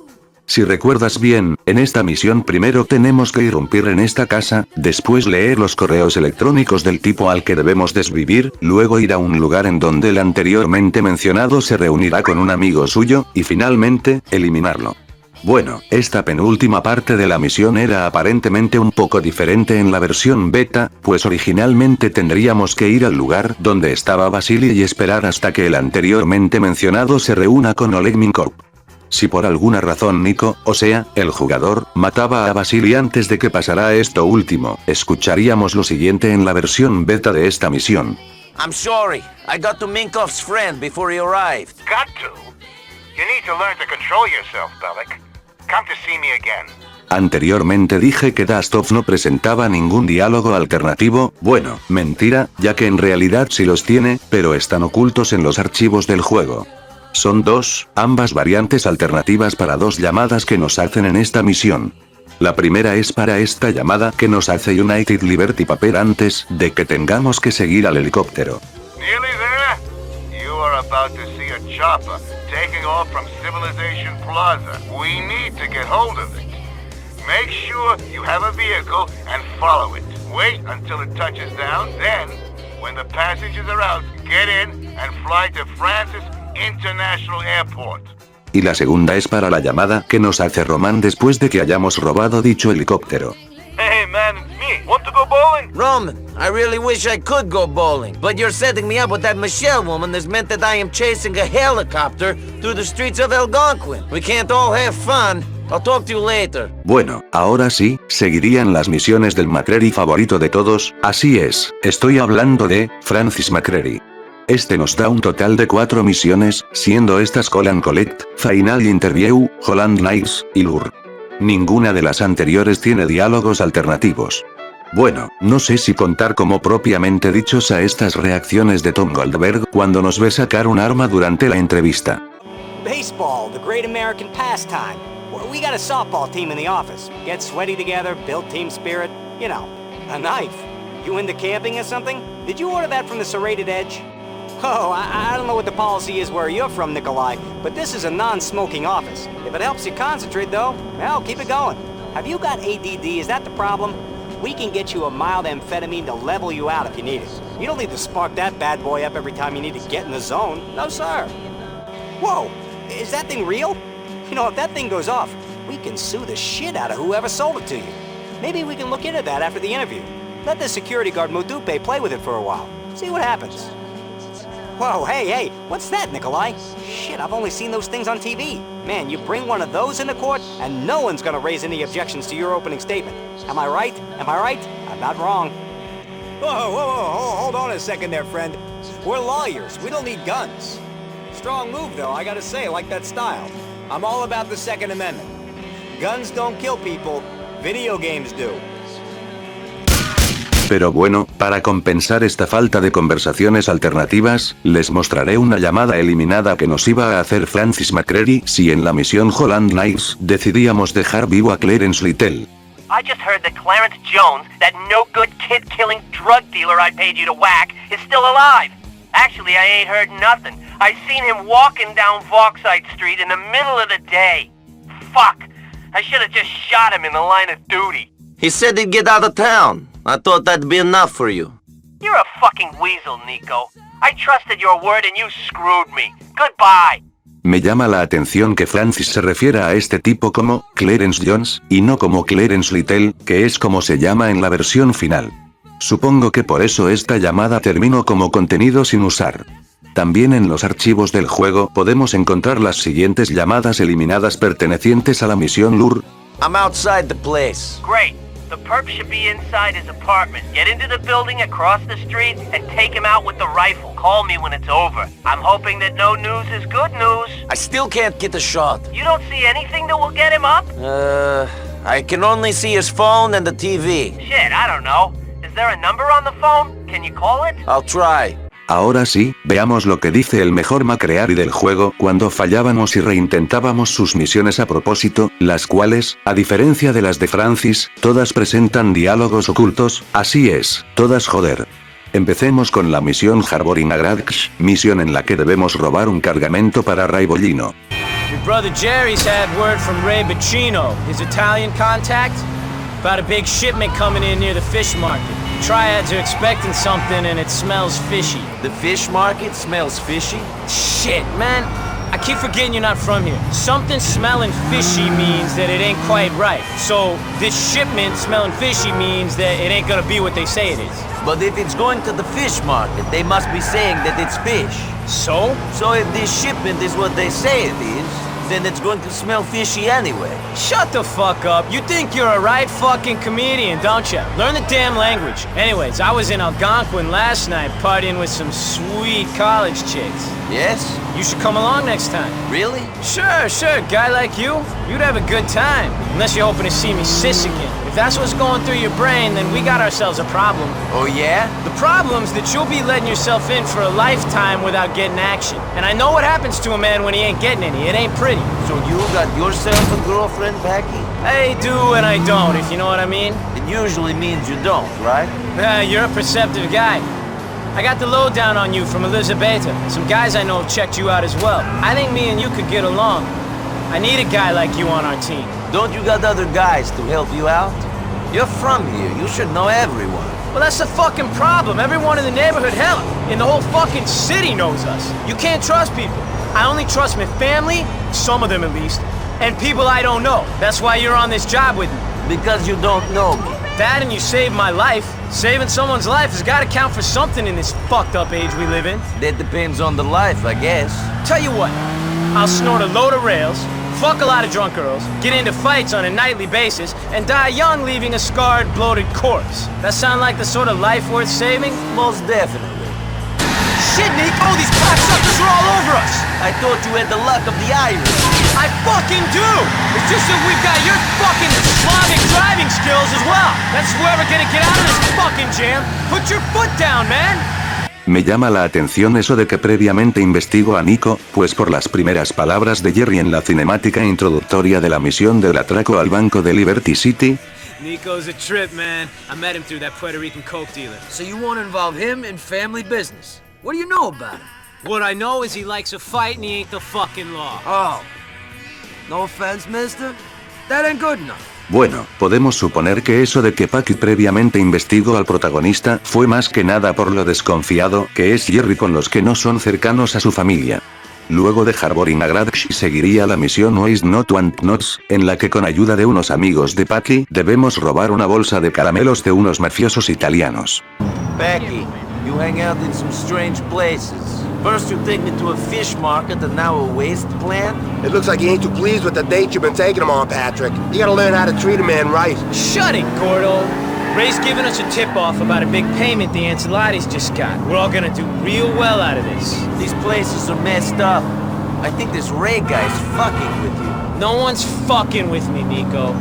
This is how things work here. The whole city's turned into a fucking theme park. Only places an honest criminal can make any money are these shitholes. I think they're fucking with you, Packy. They're laughing at you. You think they're having a laugh with Gerald, Gordo? You think even these Alderney Guidos would have the balls to do that? Them Guidos use you for what they like. If the peg asked Gerald to wipe his ass, he probably would. What's that say about you then, Gordo, if you're taking orders from Packy? That don't mean shit.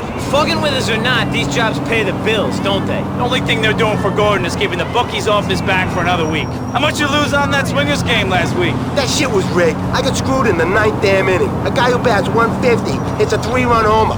bullshit. Don't go dropping too much green after this. If the Ancelotti's here, we've been spending it up, they might finger us for this job. If that happens, the bookies will be the least of your worries. Don't trouble yourself about me, Packy. I'm sitting on my money. Not gonna throw it all the bookies like Gordon over here. I'm saving it up, so... I don't give a shit what you're doing with your cut. All I care about is you holding up your end on the job. Shouldn't save too much, Michael. You never know. You might get hit by a bus tomorrow. Nah, not St. Michael here. My cousin, Roman, he has this gambling problem as well. Can't have $1 in his pocket without spending it in the card game. Are these his dollars he's spending or yours? What's mine is his. We are cousins. Corríjanme si me equivoco, pero creo que esta es la única vez en el modo historia en la que Niko le menciona sobre Roman a Packy, y de hecho, ahora que recuerdo, en los archivos del juego podemos encontrar las siguientes llamadas sin usar de Roman en el cual era más evidente su problema con el juego. Niko, this is important. Do you know anyone who can lend me money? Roman, have you been gambling? I will give you any money you need. I am talking serious money, Niko. This is not the sort of cash you carry around in your track pants. Speak to you soon.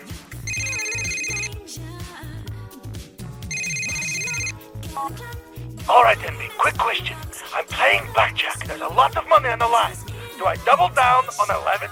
Acá en la beta podíamos responder con un sí, o un no, esta llamada de Roman.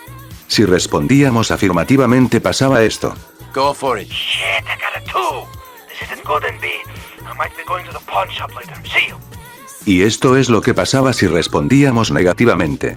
Don't lose any more money. Stick with your original bet. Shit, I got the 10. That's 21 in total. I could have won so much more. Speak to you later, NB.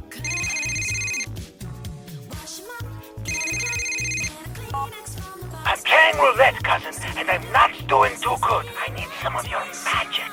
The ball is in play. Should I bet black? De la misma forma que la anterior llamada sin usar de Roman, acá también íbamos a tener la decisión de responder afirmativa o negativamente. Si decíamos que sí, pasaba esto. Yes, put your money on black, Roman. Shit, fucking zero. The half edge. You have worse luck than me, Niko. Later. En cambio, si decíamos que no, pasaría lo siguiente. No, put your money on red, Roman. Damn it, the ball landed on 00. We were screwed either way. Ahora, creo que más o menos a estas alturas de la trama se desbloquea la misión Hostile Negotiation, en la que debemos salvar a Roman de los hombres de Dimitri. Antes de ver las conversaciones alternativas de dicha misión, primero veamos las siguientes llamadas sin utilizar correspondientes a esta misión. Niko, I think I'm being followed. I swear it. Roman, why are you whispering? Are you hiding in the trash can again, or the trunk of a car? Do you want me to come pick you up? Those other times I hid, I was right to be nervous, wasn't I? This time is different because I haven't pissed anyone off. Maybe I have. I owe a lot of money, Niko. I'm on a cold streak with the betting. I'll talk to you soon.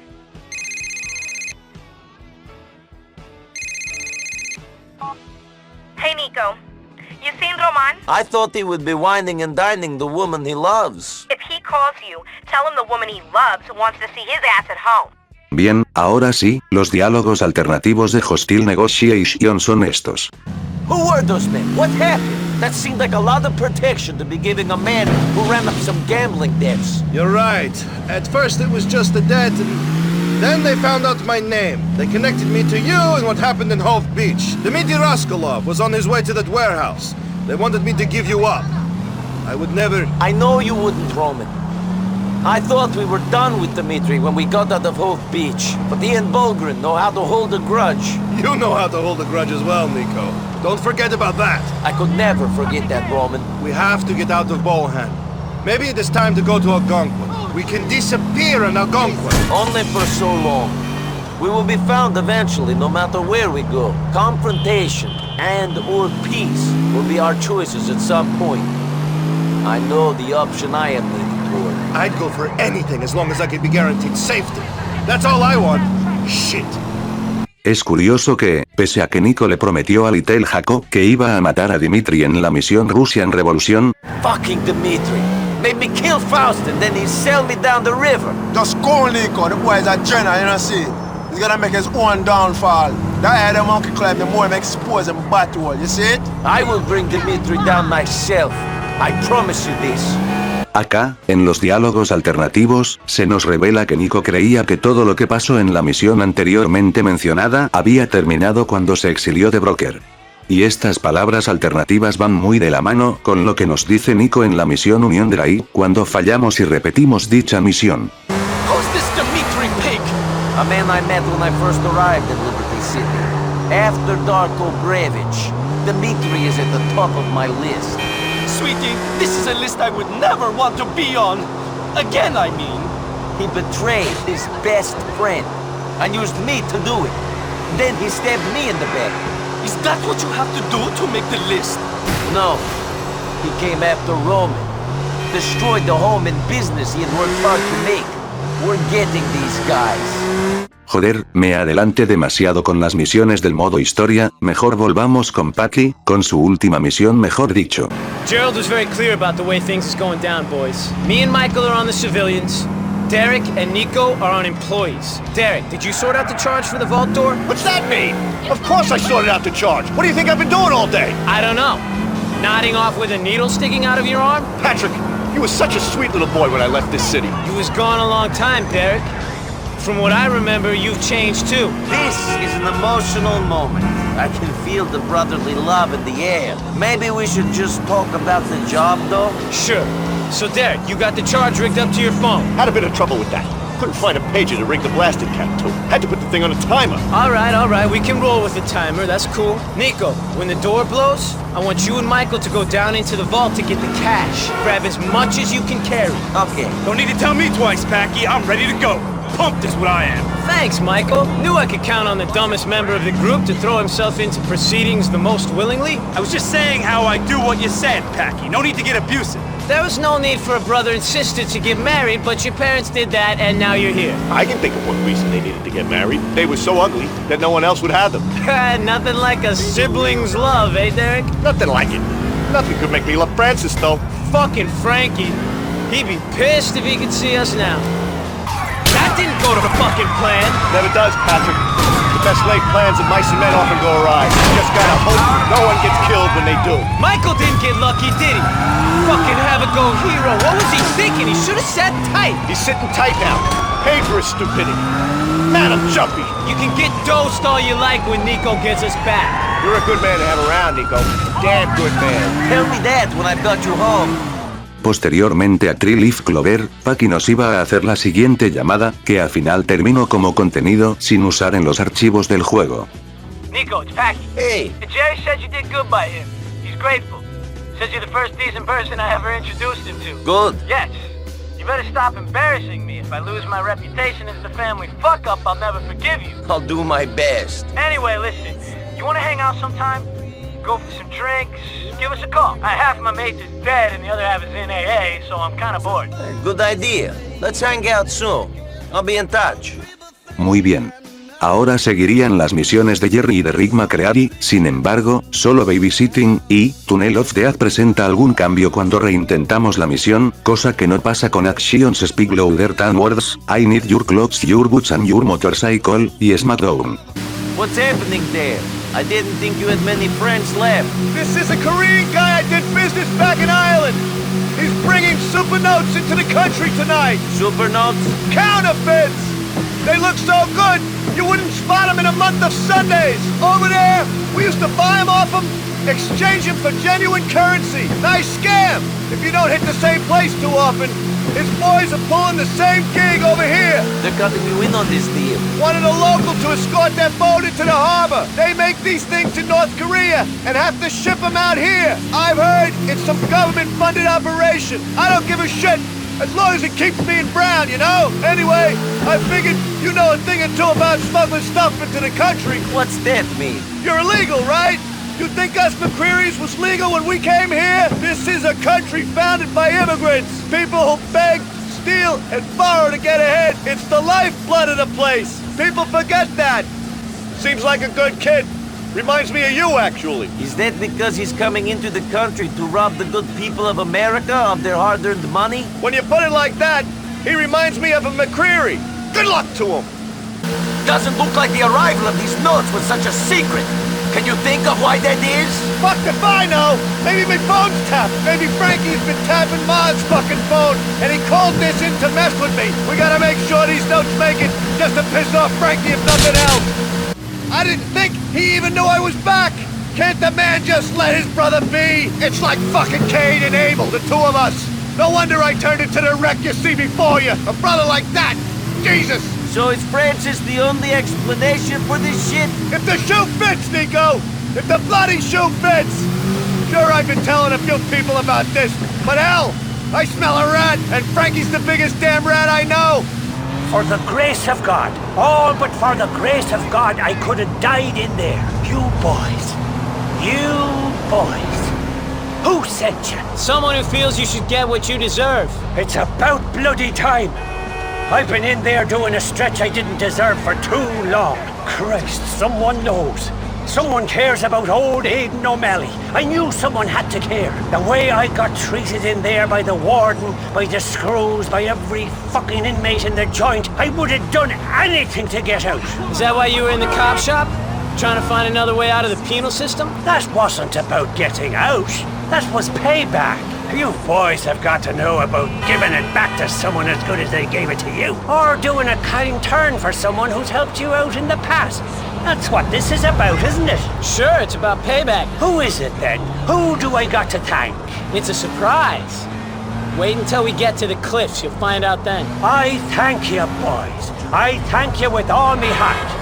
Los diálogos que veremos a continuación es contenido sin usar del juego, los cuales originalmente se iban a escuchar luego de ejecutar al viejito de Aidan O'Malley. Why in God's name, why?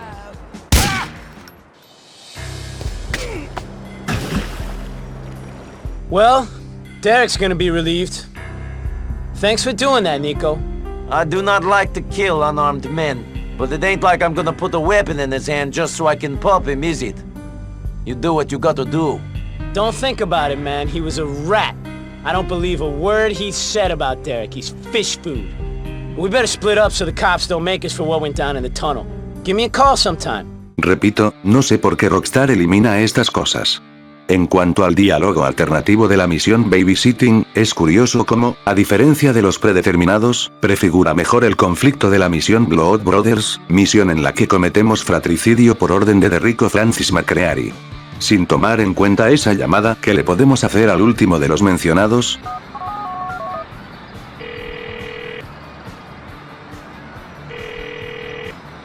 Just a second here, Derek. I gotta speak to one of the sergeants. Hey, what's the problem? I thought you were gonna make something happen for me. I'm not so sure about it. What's gonna make you sure? You want me to give you a raise? It's not the money. I just don't feel right. Then start feeling right. I got you by the balls here. Don't you forget about that. Esta misión no presenta ninguna conversación oculta, por lo que pasemos a la misión Undertaker. Esta misión, al igual que la misión First Date, presenta diálogos predeterminados que cambian de acuerdo a la decisión que hayamos tomado en Blood Brothers. Sin embargo, y al igual que esa misión de la cita con Michelle, el diálogo alternativo es el mismo en ambos casos. Only a McCreary family funeral would get shot up like this, Niko. We're a family cursed, I'm telling you that now. How do you figure? One brother in jail, another killed, and the funeral attacked.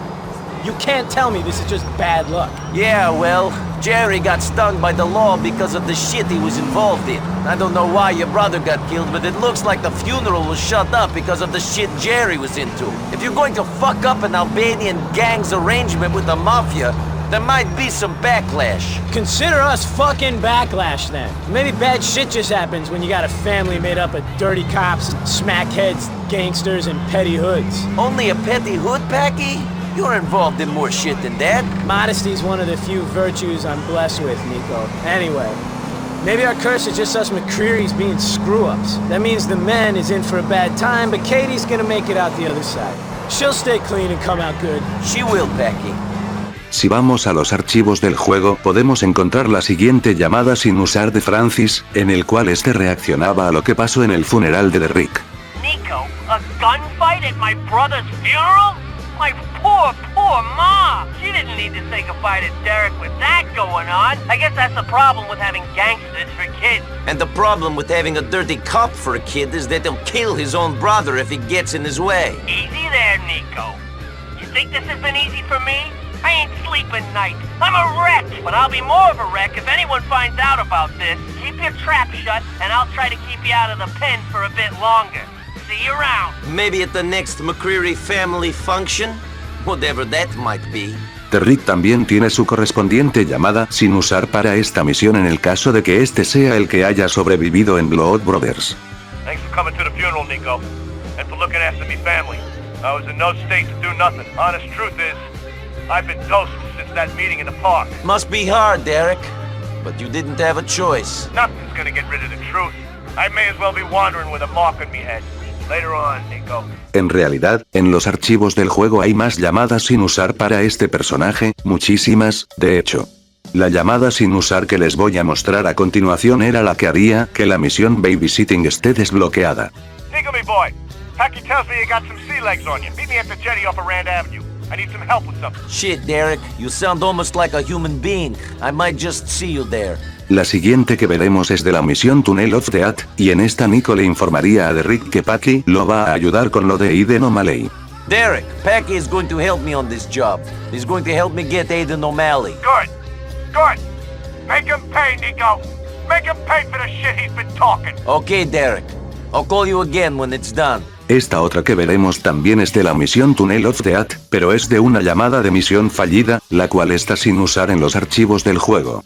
Are you dosed? I'm cool. Good, because I couldn't catch the prison van. I hope you can deal with Aiden still being out there. I can deal with anything. La penúltima llamada sin usar de Derrick es una de las más curiosas, ya que esta es una en la cual Derrick nos llama para decirnos que nos dejó un pequeño regalo en uno de nuestros pisos franco. Niko, my boy, I left you something at your house. A token of my gratitude. Should come in handy with your line of work. Cryptic, Derek. The suspense is killing me. Thanks. Don't mention it. Me pregunto qué será esa cosa que nos dejó Derrick como agradecimiento por hacer sus misiones, no sé ustedes, pero yo creo que muy posiblemente sea un lanzacohetes, ya que, si mi memoria no me falla, dicho lanzacohetes lo podemos usar recién en las misiones de Derrick, por lo que veo muy creíble que este personaje nos regale esta arma al completar todos sus encargos. Ahora, para finalizar esto y así poder regresar con el tema principal del vídeo, veamos la última llamada sin usar de Derrick. I don't know if you've heard, Niko, but Kim, the Korean kid we brought into the country, got taken down. Really? Yeah. I guess every immigrant story ain't the fairy tale yours is. Yeah, mine's a real fairy tale, Derek. I wouldn't wish it on my worst enemy. Later on, man. La verdad siempre se me hizo raro que en la versión final del juego no hubiera una llamada de Derrick luego de la muerte de Kim, tomando en cuenta que es el tipo que Derrick y Niko ayudaron en la misión babysitting. Me gustó bastante esta llamada, ojalá no hubiera terminado como contenido sin usar, pero ya ni modo, ¿qué se le va a hacer? Bien, ahora sí, seguirían todas las misiones que nos llevan a la subtrama de los diamantes, o sea, los de Raibolino y los últimos encargos que nos da Jerry McCreary. Al comienzo del vídeo les mostré una parte de los diálogos alternativos correspondientes a la segunda misión del mafioso Taking in the Trash, por lo que veamos los restantes.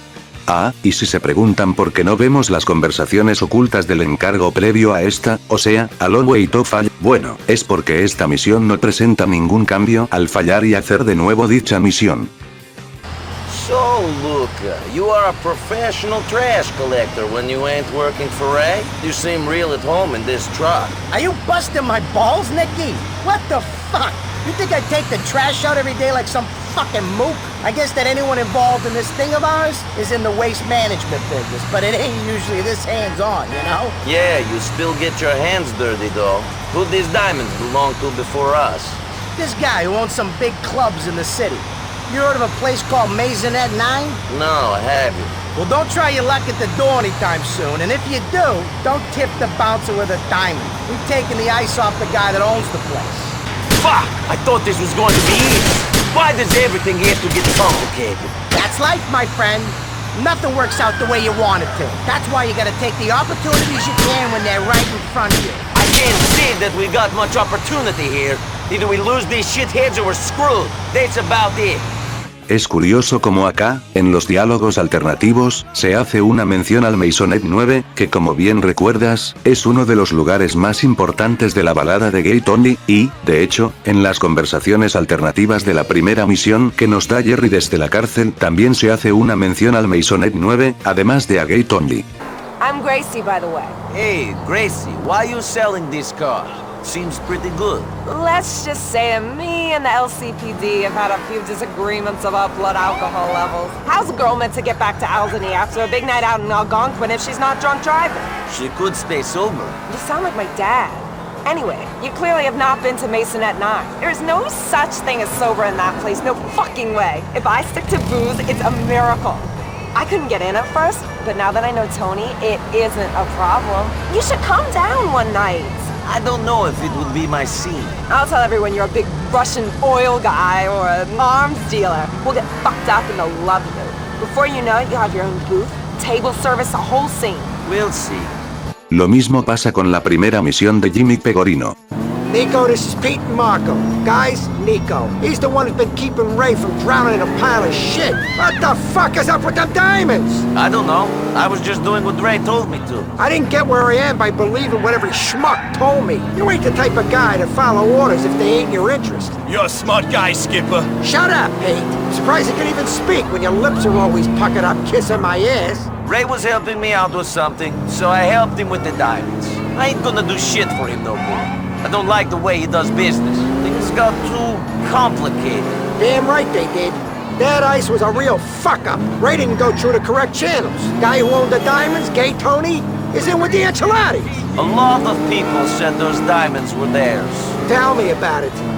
But I don't give a shit about them other people. What I'm worried about is our involvement with getting back to Gay Tony and his connections. Como dije, muy curioso, no sé por qué relegan como información oculta estas menciones, referencias que hacen que este DLC, y GTA 4, estén aún más conectados. Pero bueno, volviendo a las misiones de Ray Bollino, ahora seguirían las misiones Meltdown, Museum Peace, No Way on the Subway, y Late Checkout. Sin embargo, como ninguna de las anteriormente mencionadas presenta alguna conversación diferente, vayamos a Weekend at Florian's, el último encargo, entre comillas, de Ray Bollino. Florian! Oddesams bokstäver, Durkagior! Otvori! Esta es una de esas misiones que tiene algunos de mis diálogos favoritos del juego. I have found Florian Kravich. There's a man called Talbot Daniels who will lead us to him. Talbot? I know him from some of the card games I play. So, you're finally going to kill Florian Kravich. You know, if this fucks up, the bad shit's coming down on my head. What do you mean? I mean you fuck up and I take the shit. You kill the wrong guy and his friends will fuck with me to get to you. I didn't have no scars until you arrived. Now I am practically chopping board to have so many cuts on me. You are a rich chopping board. I worry for you, NB. Sometimes you just gotta let the hate go. You really going to feel better once Florian is dead? Soon, you will find out. Muy cortito, pero cumplió. Qué buenos diálogos, joder. Me pregunto si los alternativos serán igual de buenos. What is it, cousin? I think I may have found the man I've been looking for. Here? In Liberty City? It appears so. Ray Boccino, the cockroach mobster. He knows a man who might know Florian Kravich. We're looking for a guy named Talbot Daniels. Hangs out in the Triangle. Talbot? I know him. I came up against him in a few tournaments. Small world. I'd be rich even if you weren't here. I'm an entrepreneur. Things would have taken off for me. Of course they would have. Look at your gambling career. What was I thinking? I'm an innovator, NB. Eso es todo. Que chafa, vaya decepción. Didn't need to kill him. He brought us here. I needed to warm up. Let's go. Oh, no sabía que podías matarlo sin fracasar la misión. Ahora, antes de continuar con el tema principal del vídeo, les quiero mostrar dos llamadas sin usar de Ray Bollino. La primera que veremos es perteneciente a la misión Meltdown, y esta es una variante alternativa de la llamada que tenemos con Ray luego de ejecutar a Luca Silvestri. I took out Luca's crew, and I got your diamonds. What do you mean you took them out? I just wanted you to get the ice back. I didn't say nothing to you about killing those boys. You were planning to let them live? I was planning for an easy life. Don't matter too much. Bring me the score at Drusilla's. Y la segunda creo que sería una llamada que se escucharía antes de la misión No Way on the Subway. That fucking snake in the grass. When I'm done with that motherfucker... Who are you talking about? I told you to take our half of the money, and I said let Johnny take the half, and you hold on to the other half. You got jumped by a white trash biker, Nicky. Because of that, I got Phil telling me that the peg, Jimmy Pecorino, is pissed. Shit. Come to Drusilla's and get here sharp. Bueno, ahora vayamos a las misiones más innecesarias, pero al mismo tiempo de las más divertidas del juego, o sea las misiones de Bernie Crane. La primera que veremos es la misión Hating the Haters, misión en la que debemos defenderlo de un acosador, y bueno, acá pasa algo curioso. Debido a la baja dificultad de esta persecución, supongo que la mayoría de todos nosotros matamos al acosador anteriormente mencionado, ni bien lo tenemos en la mira del arma, causando que por ello nos perdamos parte de los diálogos predeterminados de esta misión, las cuales solo se pueden ver cuando Bernie se sube a la moto esta, y sin haber previamente matado al acosador. Por lo dicho anteriormente, primero voy a poner esos diálogos perdibles, y después los alternativos. Get him, Niko! I want him to suffer for every gray hair and worry line! I can't believe that Bryce hasn't ended things already! I'm disgusting! I've gotten fat and ugly, Niko! You should have seen me when I first got here! I knew you before you got here. That was Florian! Ugh! Bernie was beautiful when he arrived on the scene. Dancing in Hercules with my shirt off, every eye in the room was on me. I could have had anyone. Now I'm a monster. An old, wrinkly, gray monster. The man we chase is monster, not you. Niko Bellic, that is the sweetest thing you've ever said to me. I think I'm going to cry. Hold back the tears, Florian. Wait until we get this guy. Bien, ahora sí, veamos todas las conversaciones ocultas de la misión. I wish people would just accept me for who I am. You know, the good and the bad. I think I know how to make this guy accept you. I knew you were the right person to call. Mr. Macho is making me gray and flabby. He better regret it. He will. Catch him, Niko! This man has haunted my dreams for weeks! I'll do my best. They don't call it beauty sleep for nothing. I tell you, I don't look fabulous when I'm waking up with cold sweats at all hours of the night. No, sirree. You think I look like this when I get up in the morning? I don't know. It takes hours of plucking and buffing before I can even bear to look at myself. Sometimes I think it's a godsend that Bryce has to go back to his wife for the night instead of sleeping with me. Let's just get this guy. Okay, get him. ¿Alguna vez se han preguntado cómo se conocieron Bernie Crane y Bryce Dawkins? Pues yo tampoco, pero en los diálogos alternativos de Unión de la I, nos dan una respuesta a esta incógnita muy importante. Yuck!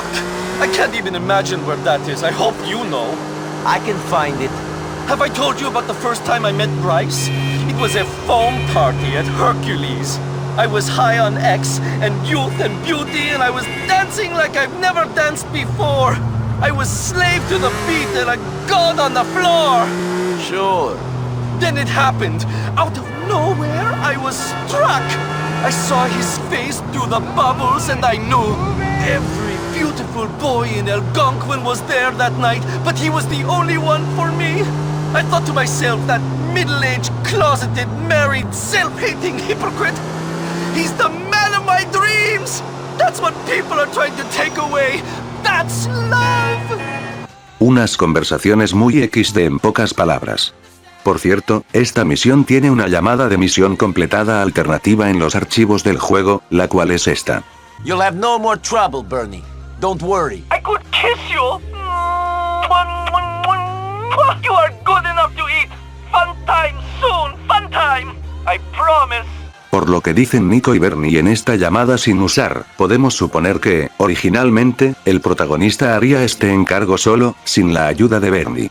Interesante, ¿no? Pero, ¿saben qué es más interesante? Que en la versión beta Bryce Dawkins nos iba a ayudar con la búsqueda de Niko Bellic. Así es, y aquí está la llamada sin usar, que confirma lo que dije anteriormente. Niko, I've got some good news. I told Bryce about everything. You, what happened, Florian, Darko, everything. Yeah? We got angry. We got sad. We yelled. We cried. We hugged. We laughed. He told me he'd do everything he could to find find Darko for us. Being deputy mayor has to have some use, doesn't it? That's great news. Thank you, Bernie. Interesante, ahora esto que dice Niko en la primera cinemática de Unión Drive tiene más sentido. Did he find out any information about Darko Brevic yet? No, but he's working on it. Como sea, ahora sigue la misión en la que salimos a pasear con Bernie, o sea la misión Budo y Sajoy, en la cual, en sus diálogos alternativos se hace la única mención directa a San Fierro. Haters, haters, haters! This city is full of haters, Niko. I just don't get it. I came here because it was meant to be the most progressive city in the world. But it just isn't. Why don't I just up and leave for San Fierro? They'd understand me there. You don't go because Bryce is here. Bryce could come to San Fierro. He could even be himself there. Get himself elected for who he really is. Por cierto, esta misión, como bien recuerdas, se desbloquea luego de recibir este mensaje de texto, pero, esto era muy diferente en la beta, pues en lugar de un mensaje de texto, originalmente Bernie nos iba a hacer la siguiente llamada. Niko! Jesus! Niko! I'm at the pier in Fish Market South. I need you! Now! Shit, Bernie, you're in trouble. I'll be there. Ah, con razón en esta cinemática Niko mencionaba que Bernie parecía histérico. Bernie, what's wrong? Nothing, sweetie. Oh my god. You're the lucky one. What? You could slice cheese on those puppies. I must be the only slob without cheekbones. I'm thinking of getting implants. But you sounded hysterical. Oh, sometimes I can't bear to be alone. I'm so glad you've come back into my life, even if you did try to kill me. Como sea, tiempo después de esta misión recibimos una llamada en la que Bernie nos regala el Infernus de Bryce Dawkins, y luego de esto nunca más vemos a este personaje hasta muchísimas misiones más adelante. Lástima ya que es uno de mis personajes favoritos de este juego, pero bueno, la cosa es que, nunca se han preguntado el porqué de esta repentina desaparición de Bernie en el modo historia, ya que es raro que, pese a que él mismo es de los pocos personajes que son cercanos al protagonista, no tengamos siquiera la opción de salir con él.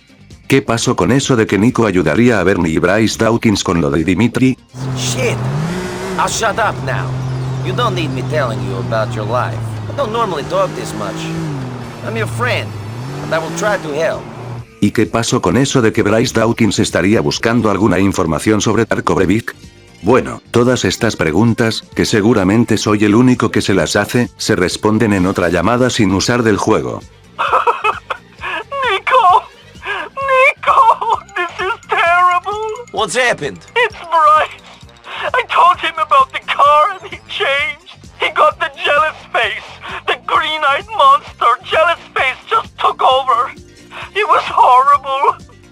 He says we can't see each other anymore. We are friends from the old country, nothing more. Nemushili da razume. He says that this Dimitri guy blackmailing him is stressful enough. He can't worry about losing me as well. What about finding Darko Brevic? I don't know. I think he's tried everything he could. I'm sorry, Niko. I have to make things work with him. He's my life. See you around. You're a great guy. I hope you find what you're looking for. Eventualmente, en la beta, Bernie iba a llamar al protagonista para decirle que, lamentablemente para él, murió la comedia romántica con Bryce Dawkins. Niko, I'm sorry. I just needed to speak to a friend. Bernie, how are you? It's Bryce. He's broken my heart. How? We've broken up. I've been dumped. I'm finished. I'm an old queen nobody loves anymore. I pinned my hopes on this guy and he left me. Said I was an embarrassment. Said he'd found religion. I think he is worried I'm too much of a skeleton in his closet if he chooses to run for mayor. I'm sorry about that, Bernie. You seem so happy. It was all a lie. I see that now. I've been an idiot all along. I'm a walking cliché, Niko. An embarrassment to him and to everyone. Come on, Bernie. Don't be such a drama person. Oh, I know. I'm just really heartbroken. You'll be okay. Go get the face pack and stay in touch. I've got to go. See you later. Nuevamente, vuelvo y repito, porque Rockstar deja como contenido sin usar cosas que solo mejoran más la historia de GTA 4. No lo entiendo. Pero bueno, dejando eso de lado, sigamos con las misiones restantes de la subtrama de los diamantes, o sea, las de Jerry. La primera misión que nos da Jerry es Altaker, misión en la que tenemos que secuestrar a la rubia rompebolas de Gracie. You're fucking with the wrong girl, asshole. I am Gracie Ancelotti and I... Shut up! Hace unos minutos les mostré parte de los diálogos alternativos de esta misión, así que veamos los restantes de la misma. So, you like the car? I'm not after the car. I'm after you. I mean, this is a kidnapping. Control yourself, remain calm, and you might just walk away from this with your life.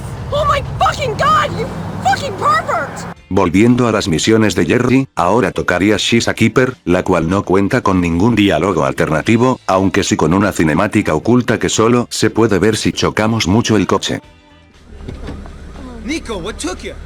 Fucking, how you say, Guidos was all over my tail. You got Gracie in the trunk, do you? Yeah.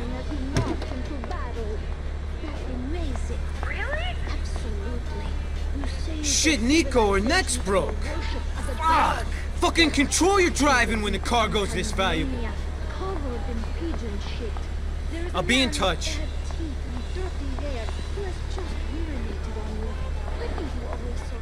Por último, tenemos la misión, Shine on You Crazy Diamond Sarah Girl's Best Friend, en la que haremos un intercambio con las versiones beta de Gaton y Luis López, y bueno, acá pasa algo curioso con los diálogos predeterminados, pues los que vemos luego del tiroteo con los hombres de Ray Bulgarin solamente cambian si previamente hicimos la misión Pest Control, misión en la que como bien sabes matamos a Ray Bollino.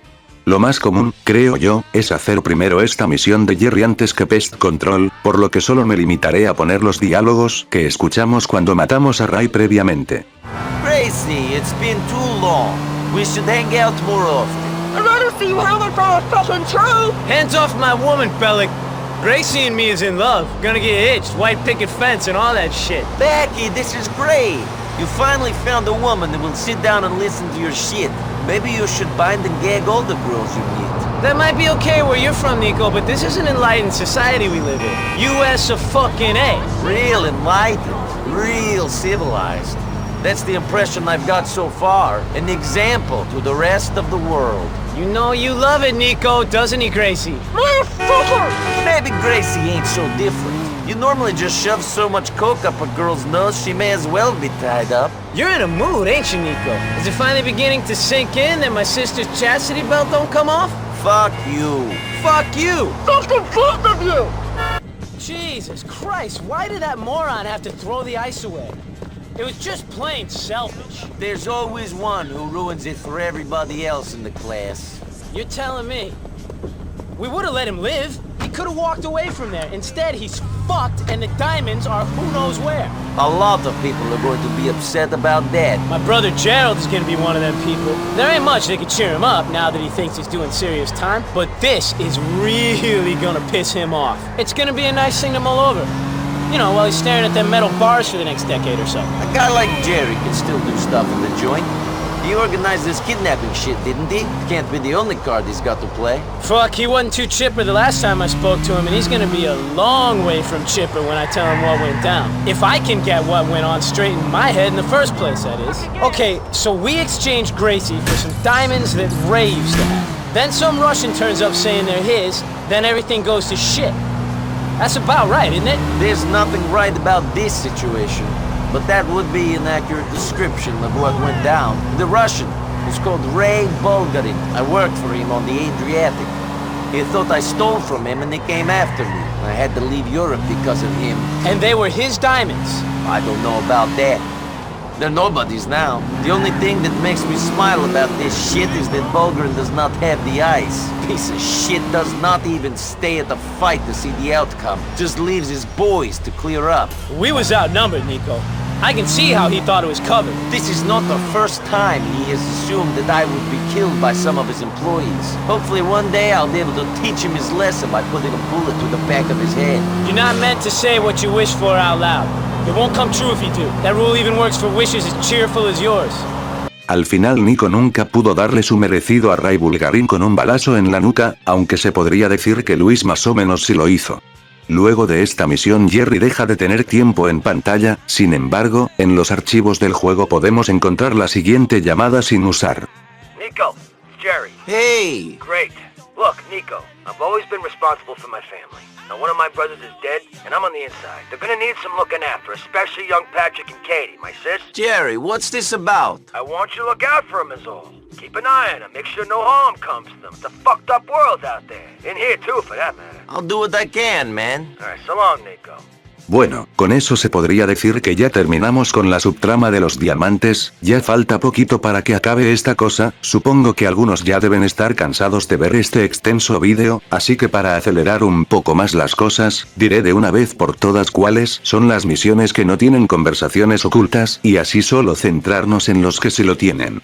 Rápidamente estas son, Truth Hostel, Payback, Fladrain, Pest Control, Dining Out, Liquidize the Assets, One Last Team, A Dish Served Cold, y Mr. and Miss Bellic. Bien, hace unos minutos vimos parte de los diálogos alternativos de Pegorino's Pride, misión en la cual debemos escoltar a este espagueti, por lo que veamos los restantes.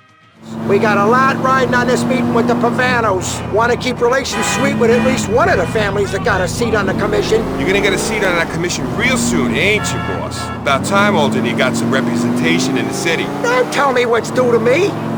I've been waiting for this and working hard for this for years. All today weren't nothing without me. My old man, God rest his soul, didn't have the balls to bring the family to the level I got it to. I'm gonna get that seat because of what I done. Sit down next to John Gravelli if he survives that long, and run all of Liberty City. The whole country, maybe. The Pavanos, are they gonna offer you a seat then? They can't give me a seat, but they can help me get one. Ain't nobody been given a seat since the commission got founded. Shit. The times has changed. Since Rico, the commission ain't the same. They need a family with a new approach to be sitting down with them. I got a nice little offering to the Pavanos that's gonna persuade them to argue my case. Something real classy. Real nice. Can't wait to see the look on their faces.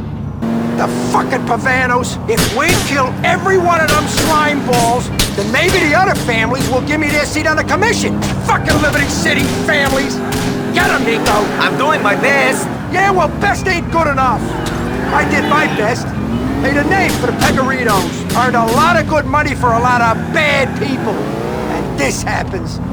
They try to fucking kill me! Well, at least they had the respect to do it at the meet. They didn't come to your home while you and your wife were sleeping. Let's make them wish they was never born!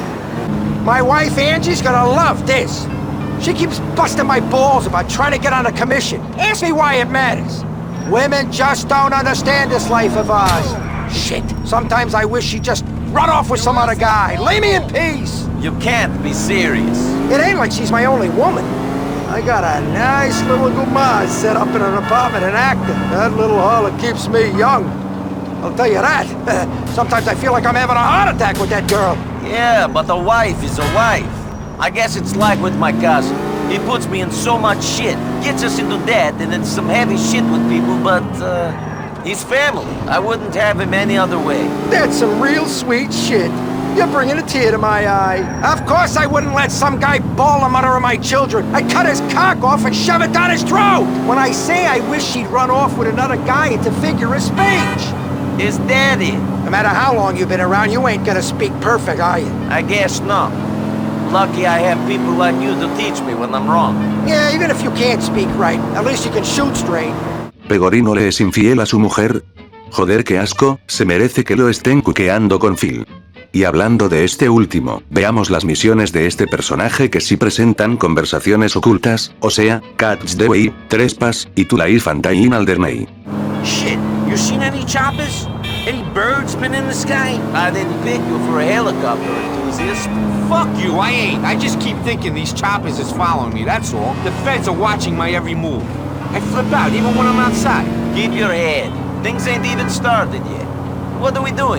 Taking a shipment of coke from some Russians before they can sell it to the enchiladas. I'm paranoid because we especially don't want to get caught on this one. We get caught and everyone will be coming after us. The feds will throw away the key. The Russians and the enchiladas know we was fucking them over. Hell, our own family might come after us for fear we'll turn states. Hey man, this familiarity is getting to me. I'm a friend of Ray's. I'm part of the family. Shit, man, I'm just the hired help. I'm the fucking immigrant maid cleaning up your guy's shit. I ain't part of no family. I'm an independent contractor. Sure, I get that. Whatever makes it all make sense in your head. Family's a way of saying we ain't gonna fuck each other. At least that's what it's meant to mean. All I care about is that you're loyal enough to get the jobs done and not turn states. I'll get the jobs done if the money is there. And I ain't gonna turn states. Enough governments have let me down in the past. I don't know why I trust this one. That's the attitude. These guys promise you a new life if you screw every person who ever did a kind thing for you. Then they ship you off to Ohio and get you selling microwaves. There ain't no action, and the only cannolis you're gonna see are the ones on TV. It's all internet porn and dreaming about home. It ain't no life. Depends how you define life. They're gonna let us take the coke with this truck then, are they? That's the plan. Whether it works or not remains to be seen. You know something? I would've liked Ray to be on this job instead of me. But there's some things that he ain't trusted with. I don't think I'd trust him to send me on another job after the shit he had me doing. After all of that, you guys didn't even get the diamonds. That wasn't a successful operation by any way you look at it. I'm hoping that this endeavor is gonna be more fruitful. For the record, I did everything I was meant to do. The problem was Ray's planning and the amount of people involved. Too many people wanted that ice. No one was ever going to end up with it. Well, a lot of people want to get a hold of this merchandise as well. By your logic, that means it's going to end up dissolving into the Humboldt River. I don't want that to happen. Me neither. Maybe if we want it more than anyone else, we'll be able to hang on to it. It's gonna take more than wanting it real bad. It's gonna take a clear head. Ray's a greedy rat. He wants this stuff more than anyone else. But that don't mean he's gonna get it. He's got his eyes on my position. The skip is too, I'm sure. Wanting it and getting it are two different things, though. Every move he makes is so obvious. It's disgusting to see him trying to sleaze his way up the ladder. His moves might be easy for you to see, but maybe they're working. Maybe he's getting somewhere. He definitely knows a lot of people. Shit, if anyone does start listening to Ray's shit, then I could be in some trouble. I'm hoping that day don't come. One lesson I've learned, Niko. Assume everyone knows everything. Somehow, Chubby Charlie Mateo has found out it was us who ripped off the Russian coke. He is about to take a chopper into Algonquin to share that knowledge with the commission. You want me to take this fat man out before that happens? If you don't, then it'll be the Peccarinos going to the mattresses with every one of the Liberty City families. Not only is we gonna be looking over our shoulders every 2 seconds, but we ain't gonna be able to earn. Well, I'll do my best to shut him up then. Great, I gotta go get noticed so I ain't a suspect. Okay, I had word from Frankie, my nephew, that no one's been paying undue attention to the age we took off the triads. We're gonna go pick it up. I thought that was a wedding present for your nephew. He's my nephew through my ex-wife. I might give him work sometimes, but I ain't gonna give him this load of horse. He wants anything except a bit of muscle work? He can ask the bitch to take it out of the divorce settlement. Fucking cunt. You had, any more girlfriends since the ex-wife? If you're getting smart about seeing Angie at my place, then you can button it. The two of us is just friends. We talk. We both gotta take a lot of shit from Jimmy, and it helps to speak about it. I wasn't making no accusations. Yeah? Well, that's something that Ray likes to run his mouth about. Ray runs his mouth so much that no one pays much attention to what comes out of it. I'd believe it. I'd be dead already if Jimmy P listened to anything he said about me. If only the feds knew how full of shit most wise guys were. Then maybe you wouldn't have such problems with people turning states. The feds know that wise guys run their mouths. They love it. The fed don't care if he's taking someone down on a legitimate beef or if it's total bullshit. As long as he can get his face in the newspaper and a blowjob from his wife, he's happy. Fucking feds. Me gustó mucho lo que dijo Niko en la primera conversación de Catch the Way, dejando bien en claro que él, para la familia Pegorino, solo es un tipo de los recados, un sicario, o en sus propias palabras, un colaborador independiente. Lo cual es cierto, ya que, para los que jugamos Mafia 2, sabemos que, para ser un miembro pleno y derecho de una mafia italoamericana, previamente debemos hacer un ritual de iniciación. Algo que al parecer a Pegorino no le da importancia como bien podemos suponer en una llamada sin usar del juego. Niko, it's Jimmy. You're doing real well, kid. You're becoming part of the family. Hey, let's keep this a business relationship. I'd prefer to be a paid employee than a relative. Ha, sure, Niko. I'm giving you a gift. A nice apartment in Aldernate City on Mahesh Avenue. Real classy. This is a gift, Jimmy? Or a way for you to keep your eye on me? Don't get cute, kid. It don't suit you. You're staying in Alderney now, just like me and Phil. Don't worry about that cousin of yours. He won't be in no danger sleeping in your Algonquin pad by yourself.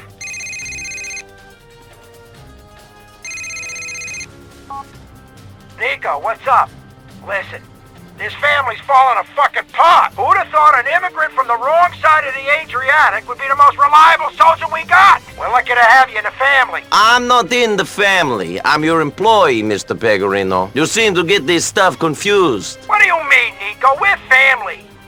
We've welcomed you into the fold. And that means we're looking after your cousin, too. That guy likes to gamble, don't he? I bought some of his debt for him. Now he don't have to worry about no loan sharks coming after him. Just me. You don't need to do that for my cousin, Mr. Pecorino. I can handle all his debt. I'll cover it. Forget about it. I'm gonna hold on to it for a while. Least I could do. Ciao. Como ven, para Pecorino Niko ya es alguien de su organización criminal. Ahora, si bien dije que no perdería el tiempo con misiones que no tienen diálogos alternativos, si no les molesta quiero que veamos las siguientes dos llamadas sin utilizar de la misión Pest Control, pues me resultan muy interesantes. La primera que les voy a mostrar es una llamada sin usar de Raibollino, la cual supuestamente íbamos a recibir antes de la primera parte de esta misión. Nicky, I got a piece of advice for you. Stay away from Phil. He's causing himself some problems. Getting too close to the skipper's wife. I mean, you got a whole city full of potential lays, and he's chasing the skipper's coos. That is not my business. I don't want to see you get caught up in it, that's all. Just looking out for you, pal. Ahora, la segunda llamada sin usar es de Phil, y esta la íbamos a recibir luego de la reunión con Pecorino. Nico, you heard anything from Jimmy P or Ray? I swear, Ray's up to something. He's gonna get real hurt if he's trying to get me clipped. I ain't heard nothing, Phil. Everything's cool. Just sit tight. Yeah, that's easy for you to say. Ya que estamos, en los archivos del juego podemos encontrar una llamada no usada de Little Jacob y de Patty, en la cual estos llaman a nuestro protagonista para hablar sobre que ahora Niko trabaja para Jimmy Pecorino. Nico, how's it going? Me hear you be working for the Alderney boys, the Pecorinos. Yeah, beggars can't be choosers, man. See, Nico, the mascot dancing with Algonquin. The mascot's over there in Alderney. That's the impression I'm beginning to get. Call me soon, Nico, and I should link up sometime, see?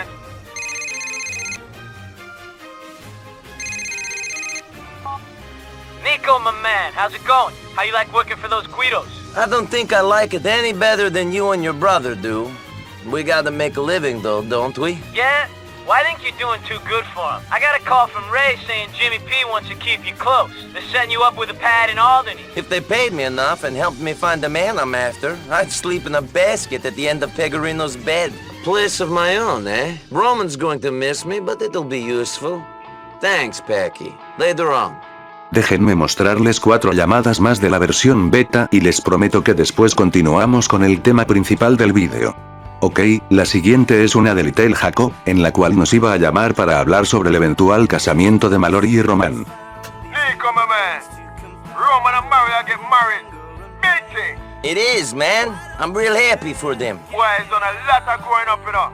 The wise dread now. I do not know if Roman is wise. I'll see you at the wedding, Jacob. Muy bonita llamada, y ahora que lo pienso, era muy raro que en la versión final del juego nunca hayamos recibido una llamada de Jacob hablando sobre que Mallory y Roman se casarán, y eso que Little Jacob es, no solo uno de los mejores amigos del protagonista, sino que también de Roman. De hecho, si mi memoria no me falla, los únicos que nos hablan de esta buena noticia para Roman son Bruce y Kate, y esta última ni siquiera es tan cercana al primo del protagonista como lo es Jacob.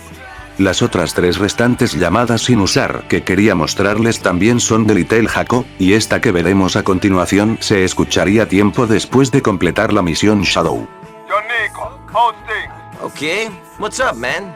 You and Batman got some work for me? Nah, man, there's nothing going on at the moment, you know. I was thinking you might get turned off with us and just want to hang with your cousin. Roman's my cousin. I get sick of him, but I'm stuck with him. See me, brethren. Roman's a good man as any man to be stuck with, you know, sir. Give me a call for hang with Jacob sometime. See? One love. La siguiente es una llamada que se escucharía luego de hacer la misión secundaria de Real Batman. Nico, man. Batman tell her you help him with some Russian bomber class. Yeah, he's a friend of yours, so I looked after him. See me, brethren. You're righteous. Batman infects as he usually is right now. Let's hang out soon. See? Hit me up. One love. La última que veremos es una que tendríamos luego de la misión de Snowstorm, en la cual Jacob nos contaría cómo le fue con Elizabeth luego de que le dijera que Michelle se quedó con la bolsa de caramelos.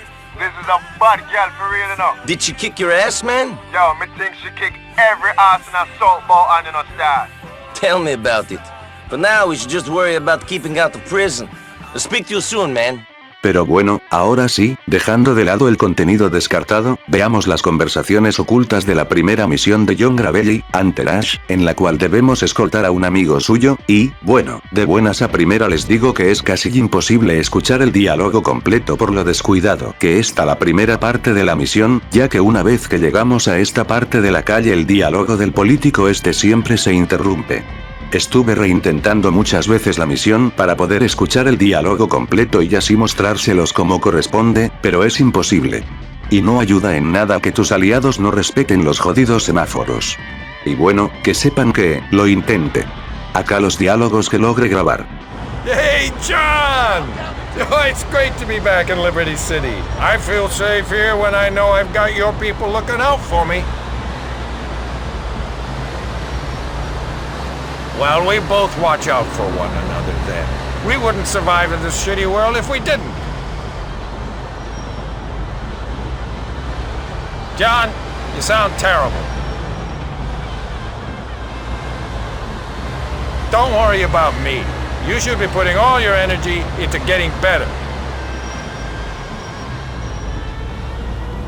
Oh, that speech is fine, John. Before Mayor Ochoa knows it, half the LCPD will be learning Russian and patrolling Hove Beach. Driver, why is this road closed? Is there a problem? This country's falling apart. There's no law anymore. Jesus. That's what happens when you try taking control out of the hands of people like John Bellic, I guess. That's when the people from abroad smell weakness. They come to this country and think that it's for the taking. Isn't that the famous American dream? The American dream's a fairy tale. It was never meant to be taken literally. Por cierto, ¿recuerdan que hace como 6 canciones largas de rock progresivo más o menos, vimos que en Crime and Punishment y en Do You Have Protection, el protagonista podía llamar a Dimitri para informar de su progreso con los encargos del señor Faustin? Bueno, esto en la versión beta también se podía hacer con las misiones de John Bellic, y en los archivos del juego hay llamadas sin usar que confirman lo que dije anteriormente. Esta es de la misión Entourage. Niko, you've done it then. Great. No, it's not done yet, Mr. Bellic. I'm working on it. I'm an old man and I haven't got long left. I can't have my time wasted with calls like this. Speak to me again when it's done. La siguiente es de la misión Dining Out. What is it, Niko? Something important? No, Mr. Bellic, nothing important. I'll call you later. Goodbye then. Y esta última es de la misión Liquidize the Assets. It's done, is it, Niko? You're a fast worker. That's not why I'm calling, Mr. Bellic. Well, call me back later then. That's unless you want to listen to an old man cough his lungs out. Good luck with that thing. Goodbye.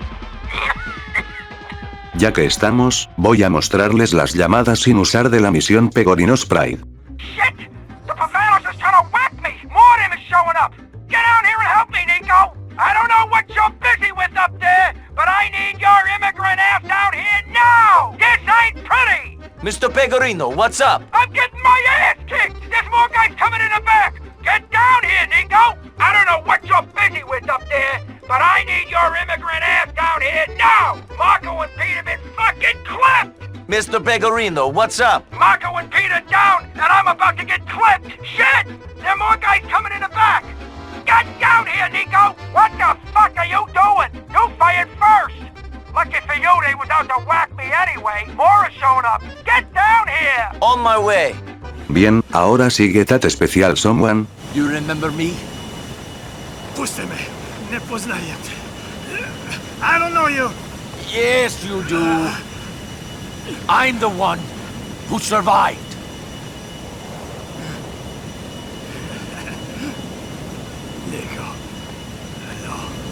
La misión con la mejor ejecución del juego.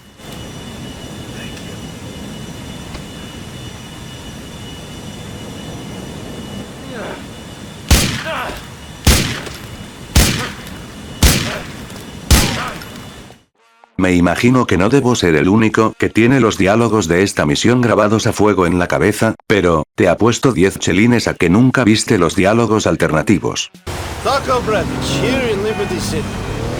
You have worked hard to make this happen. Every moment, since our friends from the village were killed, I have worked to find out who it was that betrayed us. When I knew, everything I've done has been to find that person. I know. It was weeks after the massacre that I realized that we must have been given up by someone in our group. By someone from our own village. I had to go back to the pit. The bodies were dumped. I had to count the ripe corpses and to see who was missing. Niko, I know. That wasn't something the old me could have done. But losing those friends, seeing them cut down in their prime, it hardened me. It made me cold. I know it did, Niko, but that was a long time ago. I'm not saying that Darko should be forgiven. It is not our place to do that, but the Darko you are going to meet might be very different from the one who led our friends to their death. He will be enough of that man to justify what I have to do to him. Be assured of that, cousin. Dependiendo de la decisión que hayamos tomado en esta ejecución, en la beta íbamos a recibir una llamada de United Liberty Paper dando su opinión al respecto. Si matábamos a Darko, esto es lo que diría United Liberty Paper. So, you got your revenge. I hope it gave you the satisfaction you were looking for. What do you want? To make me do more good things for your cause? Now, you're useless to me. We need someone who wants something. Someone with burning desires. You have nothing left. Goodbye and good luck. Y esta es la llamada sin usar de United Liberty Paper si dejábamos vivir a Darko. After all that trouble, you didn't even kill him? Remarkable. I looked at him and realized that revenge was not what I wanted after all. For him, death would have been a release. For me, another stain I do not need. Maybe you have learned something, Bellic. Goodbye and good luck. Try to live a good life. También tendríamos una llamada entre Niko y Kate, hablando sobre lo que pasó en That Special Someone. Hi, Niko. You've been on my mind a lot recently. Are you okay? This is strange. Things have been weird recently. What's happened? I have been looking for a man for a long time. Someone who betrayed me. Caused a lot of my friends to die. And you found this guy, did you? I don't want to know what you did to him. Just tell me how you feel. I thought that finding him would make me whole again. It is all I have thought about for a long time. I still feel empty though. The void is still there. Rockstar no debió descartar esta llamada, no sé ustedes, pero de alguna manera, siento que hace que la relación entre Niko y Kate, y por ende, la importancia de este personaje en las últimas misiones del juego, sea menos forzada para los que nunca se tomaron la molestia de salir con Kate. Muy bien, ahora, veremos los diálogos alternativos pertenecientes a las misiones de la ruta no canónica del juego, empezando con la misión If the Price is Right, misión en la que Niko y Phil hacen un trato con Dimitri por órdenes de Pegorino. This is just a straightforward money pickup. Dimitri is going to hand over the H on his end, then we're going to get a call saying we're good to go. They'll hand over the cash, and we're at it. I don't think anything is straightforward, especially when you've got a snake like Dmitri Raskalov working with you. Something didn't look right about him. I don't know, there was something in his eyes. If you thought that Ray was slippery, Dmitri is a different level. At least you knew what Ray was after from day one. Dmitri can turn on his best friend in a second. So, why are you working with him again? Sometimes it ain't worth sacrificing a paycheck for personal differences. I'm after the money, not revenge. Trato que obviamente iba a salir mal, por lo que después de recuperar el dinero de dicho trato, ambos tendrán la siguiente conversación. At least we got the cash. That's the one thing we could bring away from this fucked up situation. I learned a lesson. I learned that people don't change. If they're going to fuck you over once, they'll fuck you again. Wish I realized that before. Had you learned that then, you wouldn't be sitting pretty on a load of green right now, would you? That's true, Phil. It's never fucking easy, is it? You can't just walk in somewhere and get free money. You always have to work for it. You think you can get in this work for an easy buck, but you end up in deep shit every time. I'm out. This was the last one. I'm taking my money and staying out of this shit. I heard that song before. Maybe it'll work out for you. Good luck. Joder, si tan solo Niko hubiera matado a Dimitri en ese mismo momento, cuando Phil le preguntó que si lo mataría. Creo que nada malo hubiera pasado. Por cierto, soy el único que se le hizo raro que no haya una llamada entre la rata de 2 patas y el protagonista. O sea, en otras misiones como la del secuestro de Roman sí existe tal cosa, pero acá, en la decisión más importante del juego no. Bueno, hay una explicación de esto, y es que, Rockstar sí hizo una llamada correspondiente a esta misión del final dinero, pero por razones desconocidas, al final quedó como contenido sin utilizar. Niko, I heard you got the money. This is great. Everything turned out perfectly. No thanks to you, you piece of shit. You fucked me and Phil with that stunt. Come on! I put you in a position to make a lot of money. It was a gamble, and it paid off. Yeah, well, you should give people the heads up before you gamble with their lives. They might want to make different decisions. Enjoy your life. I don't want nothing more to do with you. You should have thought of that earlier.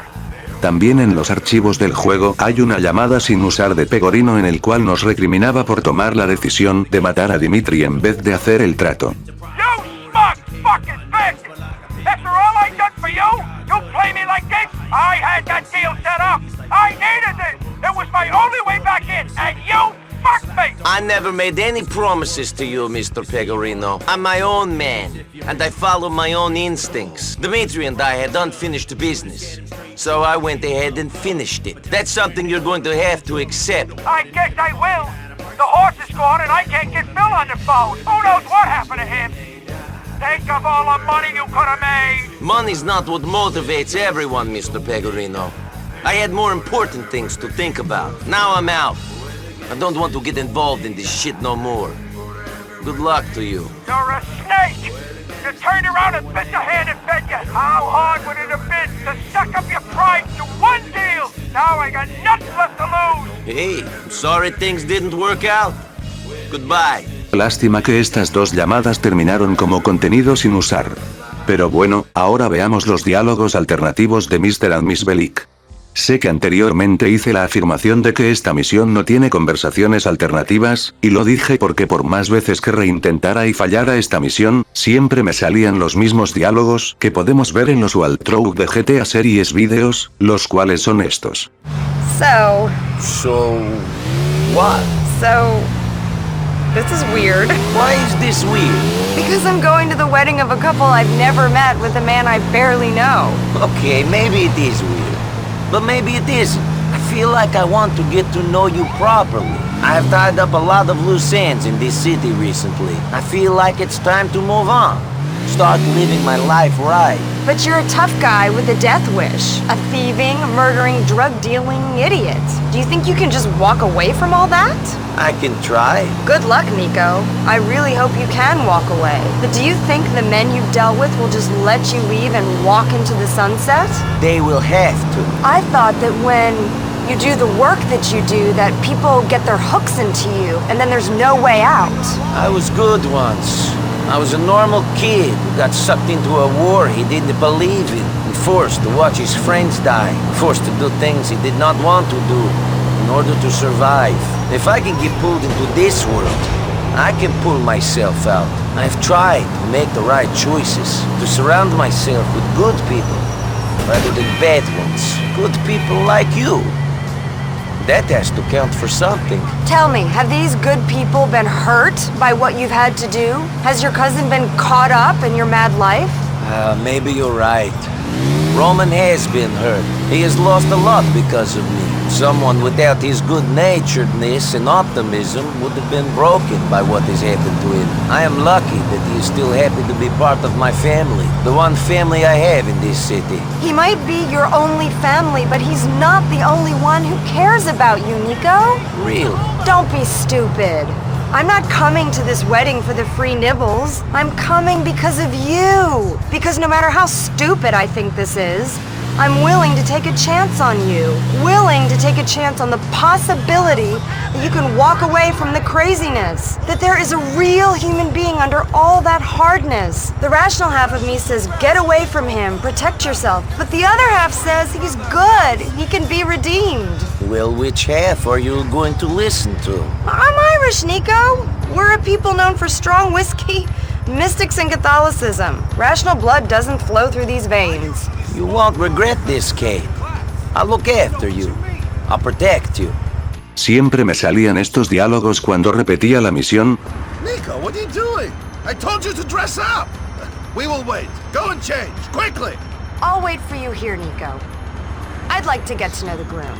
Y eso me hizo pensar que Mr. and Miss Bellic no tenía conversaciones alternativas, hasta que vi los Waltrough de Legacy Horizon, en los cuales descubrí que dicha misión, de hecho, sí tiene diálogos diferentes a los predeterminados.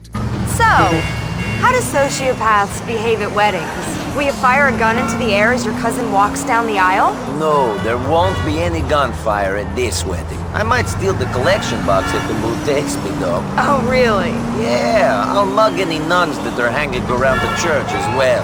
You know, it's not that weird to think that there might be some shooting at this wedding. Not only do you seem to attract ultra-violence wherever you go, but this was the church where we had my brother's funeral. You remember how that turned out? Yeah. How are you about that? Do you miss him? I'm okay. He's still in my thoughts, you know. He brought it on himself and he wasn't a good person. When I think about him, I just wish that he'd been happy in his life. What would have made him happy? It's hard to say, but maybe the right person? Yeah? Do you think that that is the answer for everyone then? Maybe. The right person can make your life wonderful in the same way that the wrong one can ruin it. The problem is that it's difficult to tell which one the man you are with is. I've had some trouble telling right and wrong apart before. After the war, I was involved in a life I felt was not for me. Those decisions became very difficult. You're talking about your criminal exploits as if they're a thing of the past. Well, maybe they are. I don't want to be involved with the men I have been involved with. I want to surround myself with good people, not bad ones. Recently, I have tied up a lot of loose ends in this city. My past does not haunt me in the way that it used to. I've tried to separate myself from it.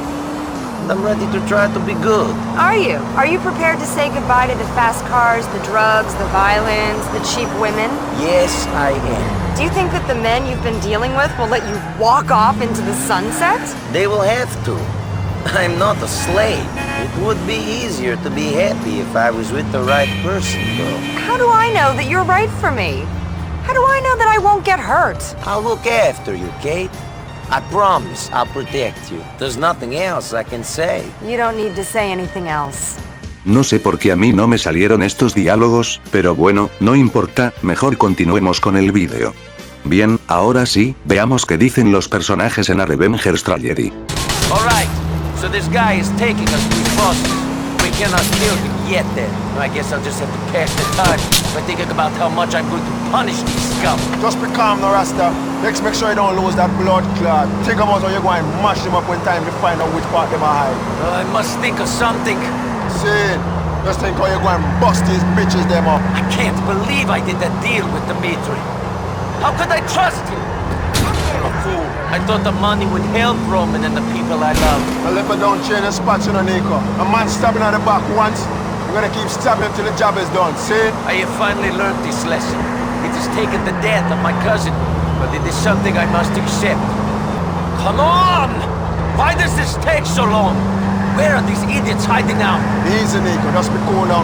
Pecorino and the mean to be splitting up the large amount of money with them get from the business deal. You know? Everybody in Liberty City know that. See them after the money too. So them money have to hide out for real. They could not hide anywhere that would keep me away from them. To get them back for what they have done, I would look for them in every corner of the earth. Roman was a good man, you know. He had the righteous heart in a star. You know him in a better place now. Roman should be in this marriage bed. He was a good man. No matter what happened to him, he would never be angry or upset for more than a minute. If there was any way I could change my actions so that he would not die, I would do it. I would sacrifice anything. What's done is done. And there ain't no way to change what happened earlier. You are right. But we can change what is about to happen. We can make sure that Roman's life is not the only one that is lost today. See, we just need to stay on this bomber cloud and we'll be able to mash them up real good. I'm doing my best. Are we getting near to them, or is this man taking us on a tour around Albany? I can't tell him getting nervous, you know, Niko. He's driving different. He must be getting close. He has reason to be nervous. The man who will kill his employer is following him. So, Niko, Dimitri and Pecorino go and have mad firepower on the ground, you know. This ain't gonna be easy. The boy leading us back because I'm thinking boy them going to tear us to pieces and thing. Well, then I am looking forward to disappointing his expectations. You understand, you know, Rasta?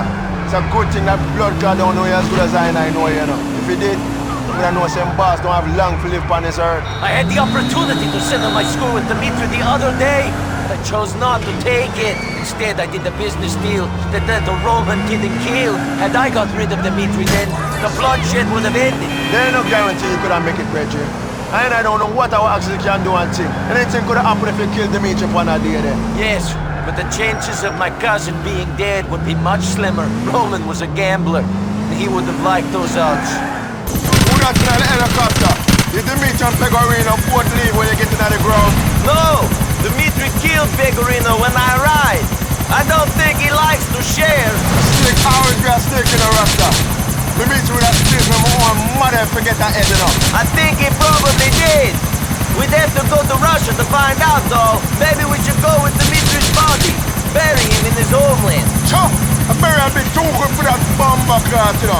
They were putting him on the ground in a star. We leave him off for the dogs and crows. We catch him, then we kill him. Then we decide what to do with the body. How's that sound, Jacob? Yeah, man, yeah, man. Oh, that general get away from you anyway, Niko. We think we'll get that boy there for sure. He had many men there. Both Russians and Pegorino's men. I had to fight to a lot of people to get to Dimitri. See, Niko, I wouldn't put body left in that place there, no. They're real lion for real, no star. You know, not many man could have got through them boys, there, no star. They're real bad man for real bad man. I do this for my cousin and for his wife. I needed to make Dimitri pay. No, man, I do this for Roman. Roman did not deserve to die. Not on this day. Not in that place. We're feeling that, you know, brother. And I go and get it. Joder, qué triste. Por diálogos como estos, a Revenger's Tragedy es sin lugar a dudas mi misión final favorita de la saga GTA. I'm going to catch Dimitri and end this for good. Efectivamente, el mejor desenlace para la historia de Niko Bellic. Como sea, luego de esta misión el protagonista recibe varias llamadas, y, como bien recuerdas, una de estas es de Kate, la cual, en los archivos del juego, presenta una variante alternativa, que, comparada con la de la versión final, es bastante incómoda de escuchar en mi opinión. Niko, it's me. I'm so sorry about Roman. I'm so sorry. Thank you. I don't know what to say. I know how much he meant to you. He was my family. I know. I'm just really sorry. Sure. Bueno, ahora sí, veamos los diálogos alternativos del final canónico, o sea, out of commission. Un desenlace que, no sé ustedes, pero siempre se me hizo inferior a la de A Revenger's Tragedy, y, una de las cosas por las cuales pienso esto son sus diálogos. No sé ustedes, pero nunca me gustaron lo fuera de lugar que se sentían algunos de los comentarios de Little Jacob y Roman durante esta persecución. Where the fuck is this guy going? Easy, my brother. Taking us to Pegorino. You need to chill. I'm not fucking chill. We're speeding down the highway at who knows how fast. Cars are coming toward us. People are shooting at us. How can you be chilled? You've been smoking too much, Jacob. Whatever chilled is, this is not it. He cannot go much further. We must reach Pegorino soon. At least we're seeing some of Alderney. I don't normally come this side of the West River. Seeing Roman. Don't come on this ground either and see. It's a different city from the rest of Liberty. True? I am not taking you on some tourist sightseeing tour. We're chasing a scumbag back to his boss. Then we're going to make that shithead pay for what he did to Kate. Understand? Sure, cousin, sure. Eyes to the front, mind on the job at hand and all that shit. Joder, que le acaban de matar a la novia al protagonista, tómenselo más en serio XD. Me pregunto si esto mejorará en las conversaciones alternativas. Are you sure he's going back to Pegorino? He's not going to go on the lam? That's not a possibility, cousin. This man has been picking stuff up for Pegorino since we found him. From what you tell me about Jimmy P, he's too desperate to do without this shit. The man Roman be talking the truth, you know. Work on the streets is that big ain't got much. May help somewhere waiting to get out of town. The only place Pegorino is going is into a coffin. You have to do what you have to do, cousin. If he tried to kill you then, he will try to kill you again. I'm not doing this to protect myself. I'm doing this because of Kate. I always said you could not escape the past. Well, no matter why you do this, you know, my brother.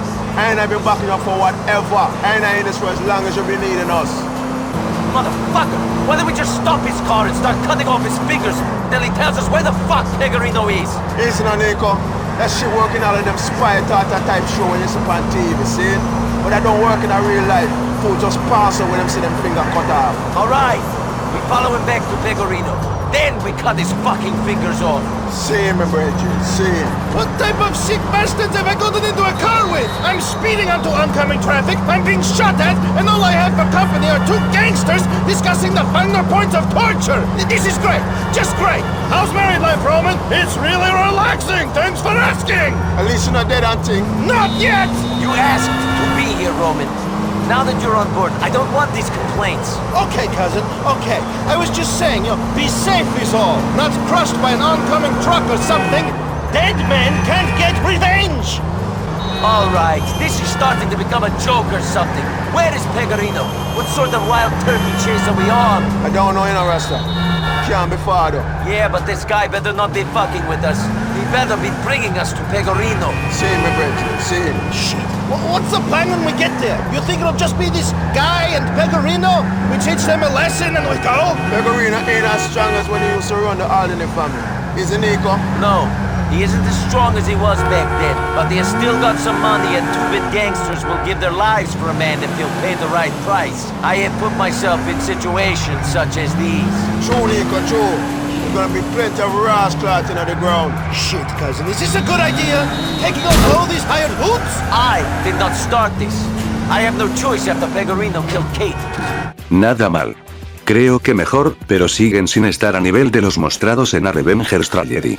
Ahora, seguirían los diálogos de la parte del helicóptero, sin embargo, lamentablemente acá ocurre el mismo problema de la primera misión de Niko Bellic, o sea, que es imposible escuchar el diálogo completo. No importa si estamos a una distancia segura del lanzacohetes de Jimmy Pegorino. Este siempre, repito, siempre le dará a nuestro helicóptero, haciendo que en consecuencia la conversación en esta parte de la misión siempre se interrumpa. Y para poner más sal en la herida, a diferencia de A Revenger's Tragedy, acá no hay diálogos alternativos. Lo cual es decepcionante. Che, para ser este el final verdadero, si lo comparamos con el desenlace no canónico de GTA 4, Out of Commission es una misión final bastante descuidada a mi parecer. Pero bueno, esas fueron todas las conversaciones alternativas, u ocultas del modo historia. La verdad que este fue un vídeo bastante difícil de hacer, no por la larga duración del mismo, sino porque no sabía cómo hacer que dicho vídeo no resultara, pues, aburrido. Lo estuve pensando por bastante tiempo y al final llegué a la conclusión de que la única manera de que este vídeo no fuera tan pesado y denso de ver era mostrando contenido beta de GTA 4, más específicamente, las llamadas sin usar del mismo, pues, a todos nos gusta saber el contenido beta de nuestros juegos favoritos, ¿no? Esa es la razón de que me saliera del tema principal del vídeo varias veces a lo largo del mismo. No sé si haciendo esto logré que esta cosa no sea aburrida de ver, creo que no, pero bueno, al menos lo intenté, supongo. Ahora, bien podría dar por terminado esta cosa, pero, como posiblemente nunca más vuelva a hablar del contenido no usado de este juego, bueno, voy a poner todas las llamadas beta que deje en el tintero, pero no sin antes darle las gracias a los usuarios que aparecen en pantalla. Todo el laburo que implica explorar los archivos del juego para encontrar esas llamadas sin usar, es, de estos canales de YouTube. Yo solo se los traje en español, pero todo el respectivo mérito, y crédito, es de ellos, no de mí. Dicho esto, ahora sí, veamos las restantes llamadas sin usar. Ya sé que están cansados, pero aguántenme un poquito más, no son muchas las llamadas que me deje en el tintero. Ok, la llamada sin usar que veremos a continuación es una de Roman, en la cual nos cuenta de un sitio web llamado craplist.net. Nico, I just found the best site ever. It's called craplist.net and you can get anything on there. Anything? Well, I've only checked women and you can get them on there. It's like a dating site, only these girls are really up for it, you know? Later on, NB. Craplist.net es la página en la cual el protagonista puede conocer a Alexandra Chilton, una de las 5 novias del juego. No sé ustedes, pero yo hubiera preferido que no eliminaran esta llamada de Roman, ya que, hasta la fecha de subida de este vídeo, no sabía que podía hacer que Niko consiguiera una novia en un sitio web que no sea Love.net. Pero bueno, las siguientes 2 llamadas sin usar que veremos son de Paki, la primera que voy a mostrar a continuación es de la misión Payback, y es una en la cual Paki nos invitaría a pasar el rato. Nico, I know you're probably occupied and don't want to hang out, but thought I'd try. I'm bored. Shit, Packy. I'm kinda busy chasing down some wise guys for those Guido buddies of yours. Hey, I'm offended. You're having fun without me. Tell me this job ain't as crazy as when you and me hit that bank together. You mean when Michael died? I couldn't possibly be having that much fun. I'll talk to you later, Packy. Esta otra es de la misión TAT especial Someone, en la cual Packy nos invitaría a tomar unos refrescos sin alcohol. Man, it's Packy calling. How about we go drinking? I can't, Packy. I might have found what I was looking for all this time. Maybe I'll feel like getting drunk later, though. Bastante fuera de lugar esta llamada de Packy, supongo que por eso fue eliminado XD. Bien, ahora, deje para el final una de las llamadas eliminadas más curiosas del contenido sin usar de GTA 4, y dicha llamada eliminada es de Roman. Roman, you are right about Liberty City. It is a crazy place. What happened to you, Niko? I don't know. I just met someone in the street.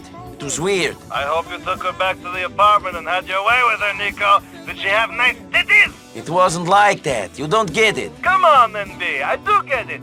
Liberty is a crazy place. There are all types of people here. Most of them ignore you. Some of them want to employ you. Some of them want to kill you. Some of them want to fuck you. It's mad, cousin. Enjoy the ride. I'll try to.